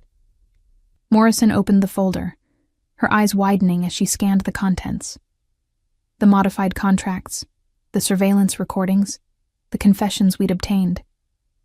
"You were running your own investigation?" "Would you have believed me if I'd come to you 3 weeks ago claiming a massive conspiracy involving city officials and union leaders?" Cesare's voice was dry. I needed proof before anyone would take it seriously. "And Sarah Petrov's involvement?" "She wasn't involved, as far as we can determine. She was a good lawyer doing good work. We think she was killed by Carmine DeLuca, the one conspirator who escaped arrest, precisely to frame me and derail the investigation." The agents exchanged glances. Harrison spoke. "You have evidence of this?" I pushed forward my own notes. "I've documented every interaction we've had with the conspirators over the past 3 weeks. Times, dates, witnesses. Sarah Petrov's name appears nowhere in the conspiracy materials. She was clean." Morrison studied my notes with growing interest. "And you are?" "Ottavia Ricci, personal assistant to Mr. Lombardi." "The one who caught the original contract error?" "Yes, ma'am." "Tell me about that." For the next hour, I walked them through everything. The dinner, the modified contract, the moment I'd recognized the trap. I showed them my language skills, my memory for detail, my years of observation. By the end, both agents looked thoughtful. "This is a hell of a story," Morrison said finally. "And if it's true, it means we've got a bigger problem than one dead agent. It means we've got systemic corruption throughout the city government." "We've suspected it for months," Harrison admitted. "But we couldn't prove it, couldn't get close enough to the inner workings. Petrov was supposed to be our way in." "She was," Cesare said quietly, "just not in the way you planned. Her death is a message to me and to you, that DeLuca and whoever's backing him are willing to kill federal agents to protect their conspiracy." Morrison's face hardened. "Then let's work together. You give us everything you've found. We'll give you the resources of the FBI. And together, we'll bring down everyone involved." It was an alliance neither of us had expected, but one that made strategic sense. Over the next 2 weeks, Cesare's organization and the FBI worked in unprecedented coordination. The men in the wine cellar were transferred to federal custody in exchange for their cooperation. Warrants were issued for the remaining conspirators. And slowly, meticulously, we built an ironclad case. But Carmine DeLuca remained in the wind. He's had 2 weeks to run, Stefano reported at our daily briefing. Could be anywhere by now. Mexico, Europe, South America. No, I said, studying the map of his known properties and associates. He's still here, in the city. Everyone turned to look at me. Cesare leaned forward. What makes you say that? Because De Luca is sentimental. I remember conversations I overheard over the years. He talked about Detroit like it was his birthright, like he deserved to rule it. He won't run until he's absolutely certain he's lost. I pointed to the map. And he hasn't lost yet. Sarah Petrov's death gave him exactly what he wanted. Chaos, suspicion, FBI resources diverted to investigating you instead of hunting him. So, where would he hide? I thought about what I knew of De Luca, the patterns I'd observed. Somewhere meaningful. Somewhere he can watch things unfold, see if his plan works. His family's old house, Cesare said suddenly. His father's place, where he grew up. We assumed it was abandoned after his father died, but what if it's not? I finished. What if he kept it, maintained it in secret, as a bolt hole? Stefano was already pulling up property records. It's in his mother's name, technically. House in Corktown. Been vacant for 3 years, according to tax records. But is it really vacant? I asked. Or just made to look that way? The FBI raid on the Corktown house happened at dawn. I wasn't there. Cesare had forbidden it, and this time I'd accepted his judgment. But I listened over the radio as the operation unfolded. We've got movement inside. 3 heat signatures. Breach, breach, breach.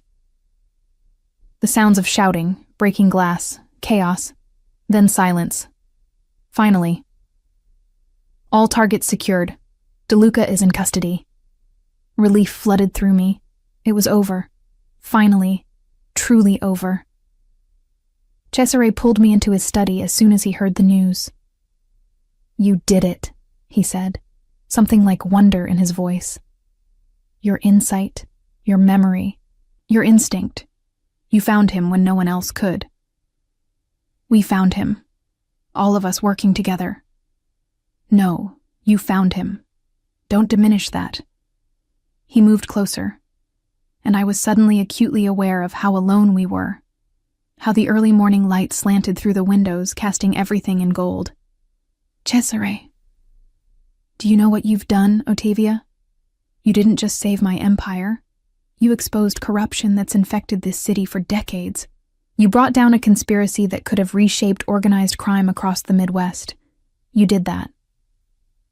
I read a contract. Everything else just followed. You saw what no one else saw. You spoke when you could have stayed silent. You chose courage when safety was easier. His hand came up to touch my face, gentle, almost reverent. You changed everything. My breath caught. I should go, check on my mother, make sure she knows it's safe now. Ottavia. The way he said my name made me pause. I need to tell you something. Before this moment passes, before we both pretend this is still just professional, just business. Don't. I stepped back, fear and longing warring inside me. Don't say what I think you're going to say. Why not? Because I'm still just the maid who got lucky. Because you're Cesare Lombardi and You're the woman who saved my life, who changed my organization, who made me see the world differently. He closed the distance I'd tried to create. You're the smartest person I've ever met. You're brave and principled and remarkable. And yes, I have feelings for you. Feelings I've been trying to ignore because I know how complicated they make everything. My heart hammered against my ribs. What kind of feelings? The kind that make me want to keep you close. The kind that make your safety more important than my empire. The kind that... He broke off, searching my face. The kind I haven't let myself feel in years, because they make you vulnerable. And vulnerable men don't survive long in my world. I don't know how to do this, I whispered. I don't know how to be in your world, how to be what you need. You're already what I need. You have been since the moment you spoke up. His hand was still on my face, his thumb tracing my cheekbone. The question is whether you can let yourself want this too. Want me, despite everything I am, everything you know about me. I thought about the past 3 weeks, about the person I'd become in his orbit. The invisible maid who'd found her voice, her power, her place. And I thought about him, not the fearsome mob boss the city whispered about, but the man who'd listened to my ideas, who'd protected my mother, who'd looked at me like I was valuable, essential, seen. I do want this, I admitted, the truth both terrifying and liberating.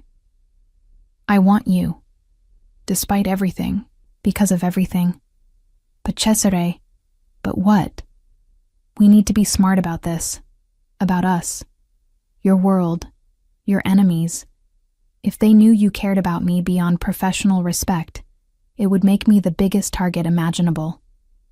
He smiled, a genuine expression that transformed his usually guarded face. So we're careful, we're patient. We build something real in the spaces between business, in the quiet moments no one else sees. His forehead touched mine. I can do careful, Atavia. I've been doing careful my entire life. But I can't do empty anymore. Not after knowing what it's like to have someone who truly understands me. The kiss, when it came, was gentle. A question more than a demand. A promise more than a claim. I answered it. Let myself fall into the moment, into the impossibility of us. When we finally drew apart, both breathing harder, Cesare's smile was almost boyish. I've been wanting to do that since you interrupted my dinner party. Liar. You wanted to fire me for speaking out of turn. I wanted to understand you. The wanting to kiss you came later. He stepped back, professional distance reasserting itself even as his eyes remained warm. We should probably maintain plausible deniability for a while. Until the FBI investigation concludes, until everything settles. Agreed. In public, we're just boss and employee. In private, we figure out what this is. Together. Over the next month, the conspiracy unraveled completely. DeLuca and all the co-conspirators were prosecuted, their cases strengthened by the evidence we'd gathered and the testimony they provided against each other. City officials resigned, union leaders were indicted, and the FBI launched a task force to root out the remaining corruption. Cesare's legitimate businesses expanded with the vacuum left by the conspiracy's collapse. The illegal operations, well, those were carefully disentangled from the legitimate ones and gradually phased out. Not eliminated entirely. I was realistic about who Cesare was, but reduced, made safer, operated with the kind of strategic care that reduced violence and risk. My role evolved too. Officially, I was his chief of staff, a legitimate position that explained my access and authority. Unofficially, I was still his eyes and mind, the person who saw patterns and prevented problems before they fully formed. And in the quiet moments between meetings, in the late nights working together in his study, we built something neither of us had expected. A partnership that was both professional and personal, both strategic and tender. You've changed my whole operation, Cesare said one evening, 6 weeks after DeLuca's arrest. We were alone in his study, reviewing plans for a new legitimate venture. Cleaned up the accounts, reorganized the hierarchy, made everything more efficient and less violent. That was always possible. You just needed someone to show you how. I needed you. He pulled me closer, the papers forgotten. Question is, how long until you realize you could do all this without me? That you're brilliant enough to run your own empire? I laughed. I have no desire to run an empire. I like being the power behind the throne, not on it. Good. Because I'm not letting you go. Ever. The possessiveness in his voice should have worried me. Instead, it sent a thrill through me. Promises, promises. I keep my word, Ottavia. Always. His expression grew serious. Which is why I need to ask you something important. He pulled back, reaching into his desk drawer to extract a small velvet box. My heart stuttered. I know this is complicated, he began. I know we've only been together a short time, but I also know that I don't want to do any of this without you. The business, the future, any of it. You make me better, Ottavia. You make all of it mean something beyond power and control. He opened the box, revealing a ring. Elegant, understated, exactly what I would have chosen if asked. This isn't about possession or control. It's about partnership, about building something together. Will you marry me? I stared at the ring, at him, at the future he was offering. A month ago, I would have called this impossible. Now, yes. The word emerged with absolute certainty. Yes, I'll marry you. As he slipped the ring onto my finger, as I kissed him with all the pent-up emotion of the past weeks, I thought about how far I'd come from invisible maid to indispensable partner. How a single decision to speak up had changed everything. What are you thinking? Cesare asked, noting my expression. That I'm grateful I paid attention all those years, that I learned to see what others missed. I smiled. And that I'm very glad you forgot to read that contract carefully. He laughed, the sound genuine and free. Best mistake I ever made. Or rather, best mistake Greco ever tried to make me make. We settled back into working, but now with my hand in his, the ring catching the light. Outside, the city sprawled beneath us. Our city now, in a way it had never been before. Not because we controlled it through fear, but because we'd fought to make it better, cleaner, safer. It wasn't perfect. We weren't perfect. But we were partners, in business and in life. And that, I thought, was more than enough. The wedding was small, private, a deliberate choice to keep it away from the public eye and the speculation that would have followed. Just family and the inner circle, held at a small chapel outside the city, where the priest asked no questions, and the guests understood discretion. My mother stood beside me, tears in her eyes as she adjusted my simple white dress. Are you sure about this, Mija? More sure than I've been about anything. He's a complicated man, a dangerous man. I know, but he's also loyal, protective, and underneath all the power and control, he's decent. I met her eyes in the mirror, and he loves me, Mom. Really loves me. Not who he needs me to be. She kissed my cheek. Then I'm happy for you. But Ottavia, don't lose yourself in his world. Remember who you were before all this, the woman who saw clearly and spoke truthfully. I won't forget. That's who he fell in love with. The ceremony was brief but meaningful. When Cesare slipped the wedding band onto my finger, his hand trembled slightly, the only outward sign of emotion from a man who'd built an empire on control. You're mine now, he whispered as we kissed. And I'm yours. Equal partners in everything. Equal partners, I agreed. The reception was held at the mansion, and for the first time, I wasn't serving or cleaning. I was the guest of honor, the new Mrs. Lombardi, the woman who'd gone from invisible to indispensable in the space of a few extraordinary weeks. Stefano raised his glass in a toast. To the boss and his bride. May they continue to prove that the best partnerships are built on mutual respect, strategic thinking, and the occasional willingness to ignore bad advice from people like me. Laughter rippled through the gathering. I caught Violetta's eye across the room. She smiled, that rare, genuine expression that transformed her stern face. But the real moment came later, after the guests had departed and Cesare and I stood alone in his study. Our study now, he insisted. I have something for you, he said, pulling a folder from his desk. Wedding present. Inside were documents transferring ownership of the charitable foundation he'd mentioned weeks ago, the one his mother had started, the one that had languished without real oversight. It's yours now, he said, to run as you see fit. Use it for whatever causes matter to you. Full control, full authority. My only requirement is that you do good with it. I stared at the papers, understanding the magnitude of what he was offering. This is more than a wedding present. This is a purpose. You've always needed one.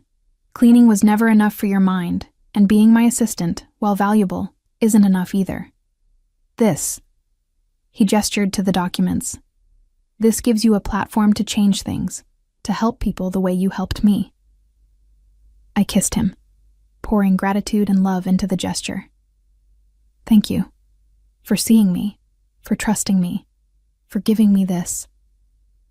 You earned it, every bit of it. He pulled me close. Now, shall we discuss the honeymoon I've planned, or would you rather spend our wedding night working? How long have you known me? Working, obviously. He laughed. I thought you might say that, which is why I've arranged for work we can do together, in a villa in Tuscany, where you can learn about the Italian side of the business, and I can finally teach you proper Italian, instead of the version you picked up from dusting my papers. I speak fine Italian. You speak business Italian. You need to learn the poetry, the nuance, the parts you don't use in contract negotiations? Exactly. His expression grew tender.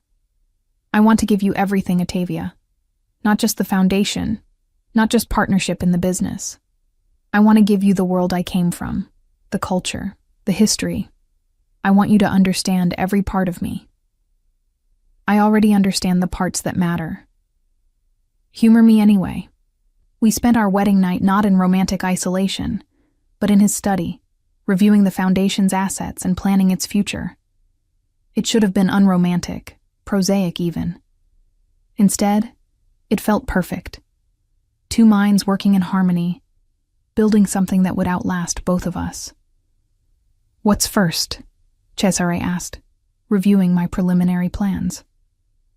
Education programs, scholarships for kids in neighborhoods like the one I grew up in, where talent gets overlooked because of zip codes. I pointed to another section. And legal aid, helping people understand their rights, navigate systems designed to keep them powerless. You're going to make real enemies with this, the kind who profit from keeping people uneducated and uninformed. Good, let them come. I've already faced down one conspiracy. I'm not afraid of bureaucrats and profiteers. He smiled, pride evident in his eyes. That's my wife.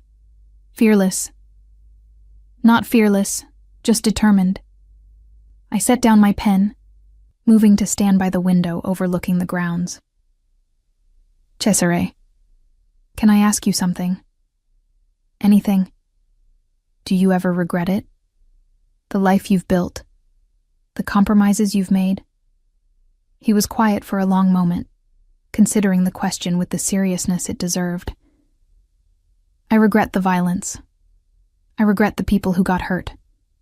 The moral lines I crossed. He joined me at the window. But I don't regret building something that matters, that employs thousands, that gives people opportunity they wouldn't have otherwise.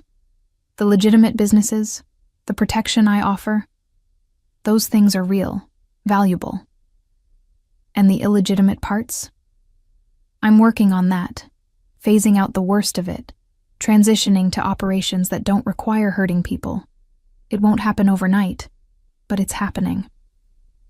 He turned to face me. You've shown me it's possible to have power without constant violence. I'm trying to live up to that vision. I'm not asking you to change who you are. I know. But you make me want to be better anyway. He took my hand, the one wearing his rings. That's love, isn't it? wanting to be worthy of the person who sees all of you and chooses you anyway. I suppose it is. The months that followed were a blur of activity. I launched the Foundation's first programs, navigating bureaucracy and resistance with the same observational skills that had served me as a maid. Cesare supported every initiative, using his influence to smooth obstacles and his resources to fund programs that mattered. "You've helped more people in 6 months than I have in 6 years," he said one evening, reviewing the Foundation's quarterly report. 300 scholarships awarded, legal clinics in 8 neighborhoods, job training programs that actually lead to employment. It's just the beginning. Next quarter, we're expanding the legal aid to include immigration services and housing advocacy. You're going to bankrupt me. Please. You made more this month from the construction division alone than the entire Foundation's annual budget. Fair point. He set aside the report. Speaking of construction, we've been approached about a development project downtown. Mixed use, residential, and retail. Could be good for the neighborhood, create jobs, improve property values. I knew that tone. But it would require displacing about 40 families currently living in the existing buildings. They're low income, mostly elderly. The developer's offering minimal relocation assistance. So, don't do it. It's not that simple. If we don't take the project, someone else will. Someone who will offer even less to the displaced residents. At least this way we can ensure they're treated fairly. I thought about it, seeing the moral complexity he navigated daily. What if we did it differently? What if we developed the property but built affordable housing as part of the project, and offered the current residents first right of refusal on the new apartments at their current rent rates? His eyes lit up. That could work. It would reduce our profit margin, but it would be right, and it would set a precedent for how development can happen without destroying communities. You're brilliant, you know that? I married well. It rubbed off. The downtown development became a model for the organization's new approach, profitable but principled, powerful but responsible. Other developers initially mocked the concessions we made to the displaced residents. But when the project proved successful, both financially and in terms of community relations, they started copying our model. You're changing the industry, Cesare said, reviewing the latest press coverage. Making gentrification less destructive, showing that profit and principle can coexist. We're changing it, together. But success bred its own challenges. The FBI investigation had concluded with convictions across the board, but it had also put a spotlight on Cesare's organization that hadn't existed before. New scrutiny, new pressure to conform to standards that didn't account for the complexity of his empire. They want me to divest from the unions, he said one evening, frustration evident. Claim it's a conflict of interest, that I have too much influence over labor negotiations. Do you? Of course I do, but I use that influence to ensure fair wages, safe conditions, protection from corporate abuse. Without me, those workers would be at the mercy of people who see them as disposable. I saw the dilemma. Then make it transparent. Create an independent board to oversee labor negotiations, include worker representatives. Make the whole process visible enough that the FBI can't claim impropriety. That would mean giving up direct control. It would mean maintaining influence through legitimate means, which is what we've been working toward all along. He studied me for a long moment. When did you become the strategic one in this relationship? I've always been the strategic one. You're just finally noticing. The labor negotiations restructuring took months, but ultimately proved successful. The workers got stronger representation, the businesses maintained stability, and the FBI found no grounds for further investigation. It was a template we'd use repeatedly, taking areas of Cesare's empire that operated in gray zones and bringing them into the light. You're killing my mystique, he complained with mock seriousness. I used to be the fearsome mob boss.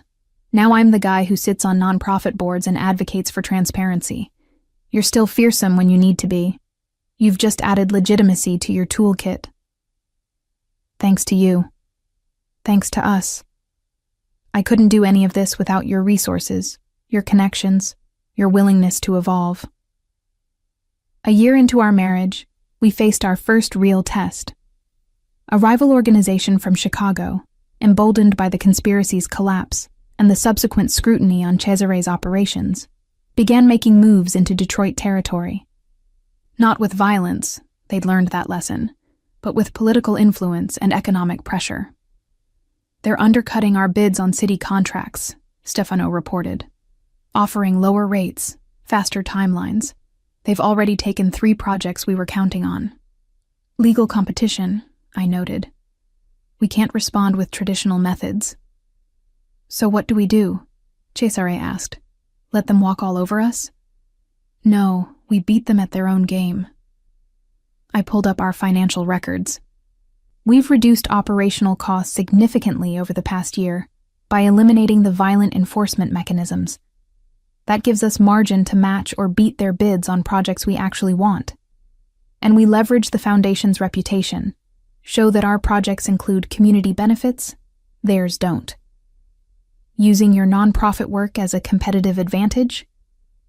Using our values as a competitive advantage. Show the city that working with us means more than just construction.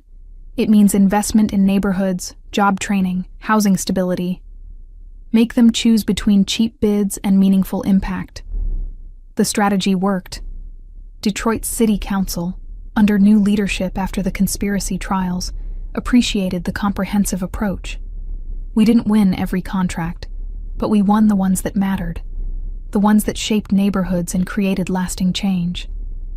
The Chicago organization is pulling back, Giovanni reported after 6 months of competition. They can't match our community investment without sacrificing their profit margins. They're refocusing on their home territory. Good. Cesare marked the territory map. Let them know that Detroit has new rules. You want to operate here? You operate responsibly. No more exploitation, no more violence, no more treating the city like it's something to be bled dry. I watched him deliver that message to the Chicago representatives during a tense negotiation meeting. Watched him wield power not through threats, but through economic reality and moral authority. This was the man I'd helped create. Still formidable, still commanding, but channeling his strength toward building rather than destroying. That night, alone in our bedroom, he pulled me close. I never thought it would be possible. What? This. Power without corruption.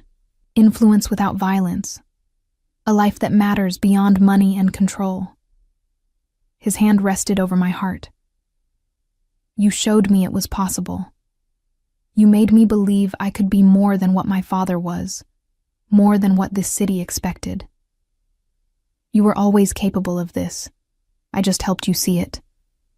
No, you did more than that. You transformed everything. The business, the city, me. He kissed me softly. I love you, Ottavia.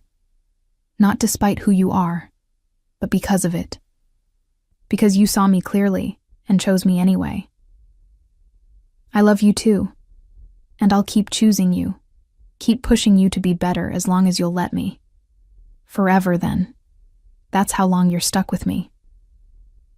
2 years into our marriage, the foundation had grown beyond anything I'd imagined. Educational programs in 30 schools, legal clinics in 12 neighborhoods, job training that had placed over 1,000 people in stable employment. The model we'd created in Detroit was being studied in other cities, adapted and implemented by organizations looking to combine social services with community development. You've been invited to speak at the Urban Development Conference, Cesare said, showing me the invitation. They want you to present on the Detroit model, how we've integrated community benefit into private sector development. You should do it. It's your organization. It's our organization. And you're the one who designed the approach. You're the one who made it work. He set down the invitation. Besides, I'm more effective behind the scenes.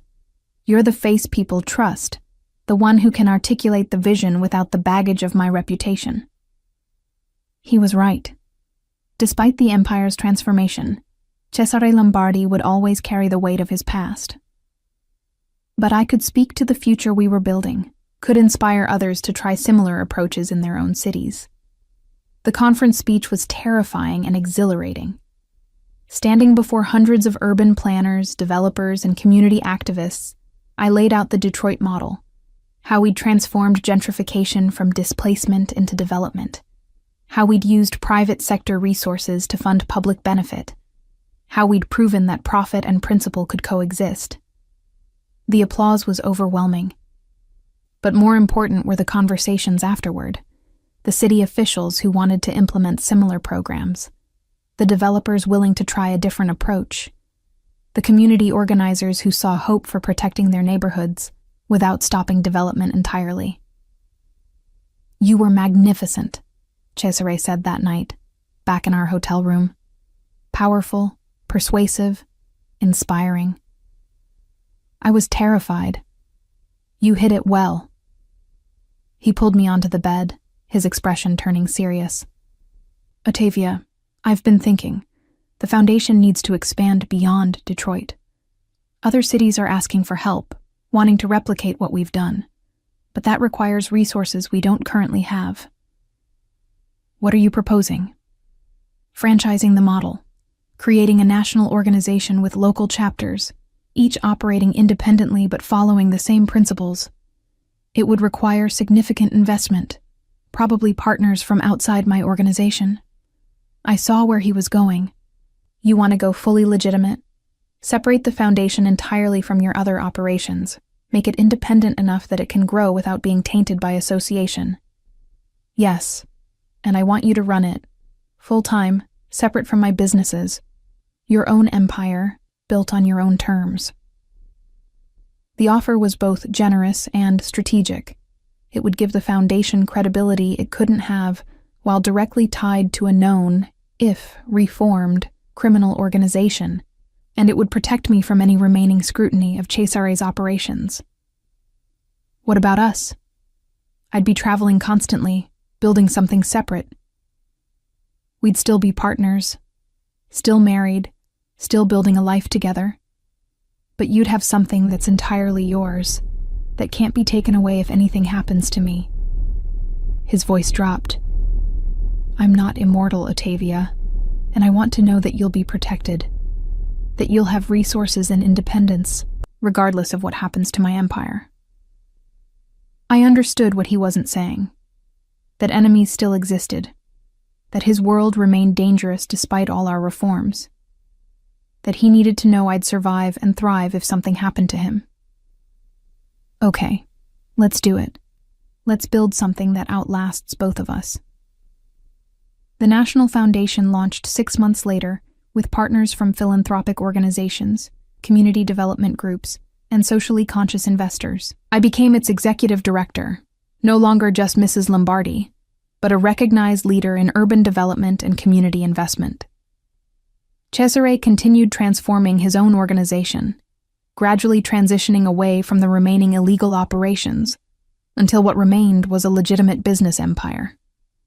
It took years, required patience and careful planning, but eventually, the Lombardi name became associated not with mob violence, but with responsible development and community investment.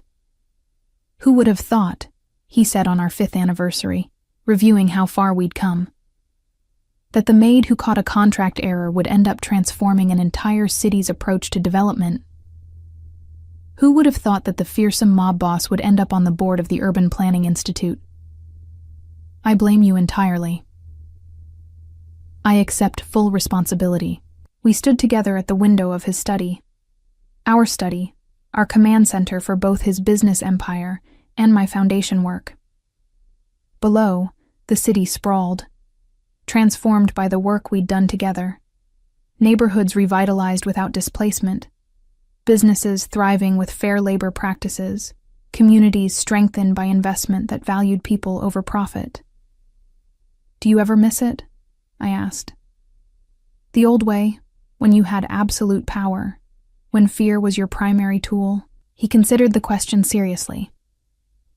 "Sometimes I miss the simplicity, the clarity of knowing exactly who your enemies were, exactly how to respond to threats. He turned to face me. But then I look at what we've built, at the lives we've changed, at the legacy we're creating, and I realize that he gestured to the city, to the foundation reports, to the evidence of our work. This is actual power, the kind that doesn't fade when you die, that doesn't depend on fear or violence, the kind that builds instead of destroys. Exactly. He pulled me close. You taught me that, Octavia. You showed me that the invisible people, the ones I'd overlooked, dismissed, underestimated, they were the ones with real power all along. The power to see clearly, to speak truthfully, to change things by simply refusing to accept them as they are. I was just a maid who read too much and paid too much attention.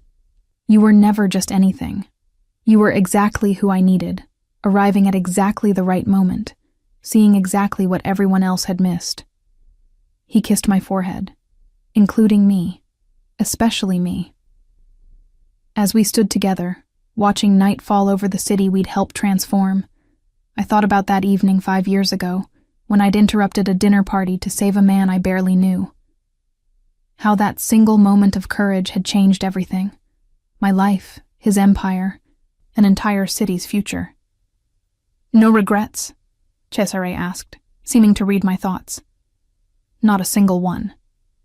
Even knowing everything you know now, all the complexity, all the compromise, all the difficulty of living between legitimate and the remnants of your past? No, because we're building something better. Together, and that's worth every complication. He smiled, that genuine expression I'd learned to cherish. Then let's keep building. Let's see how much more we can transform, how many more lives we can change, how far we can push this model of responsible power. Together, I agreed. Always together. And in that moment, standing in the study where I'd once been invisible and was now indispensable, where I'd transformed from servant to partner, from observer to architect of change, I understood that true power wasn't about domination or fear. It was about seeing clearly, speaking truthfully, and having the courage to act when action mattered most. It was about being visible when it counted, invisible when it served your purpose, and wise enough to know the difference. It was about partnership, trust, and the willingness to transform not just systems, but yourself. And it was about loving someone enough to help them become better while never losing yourself in the process.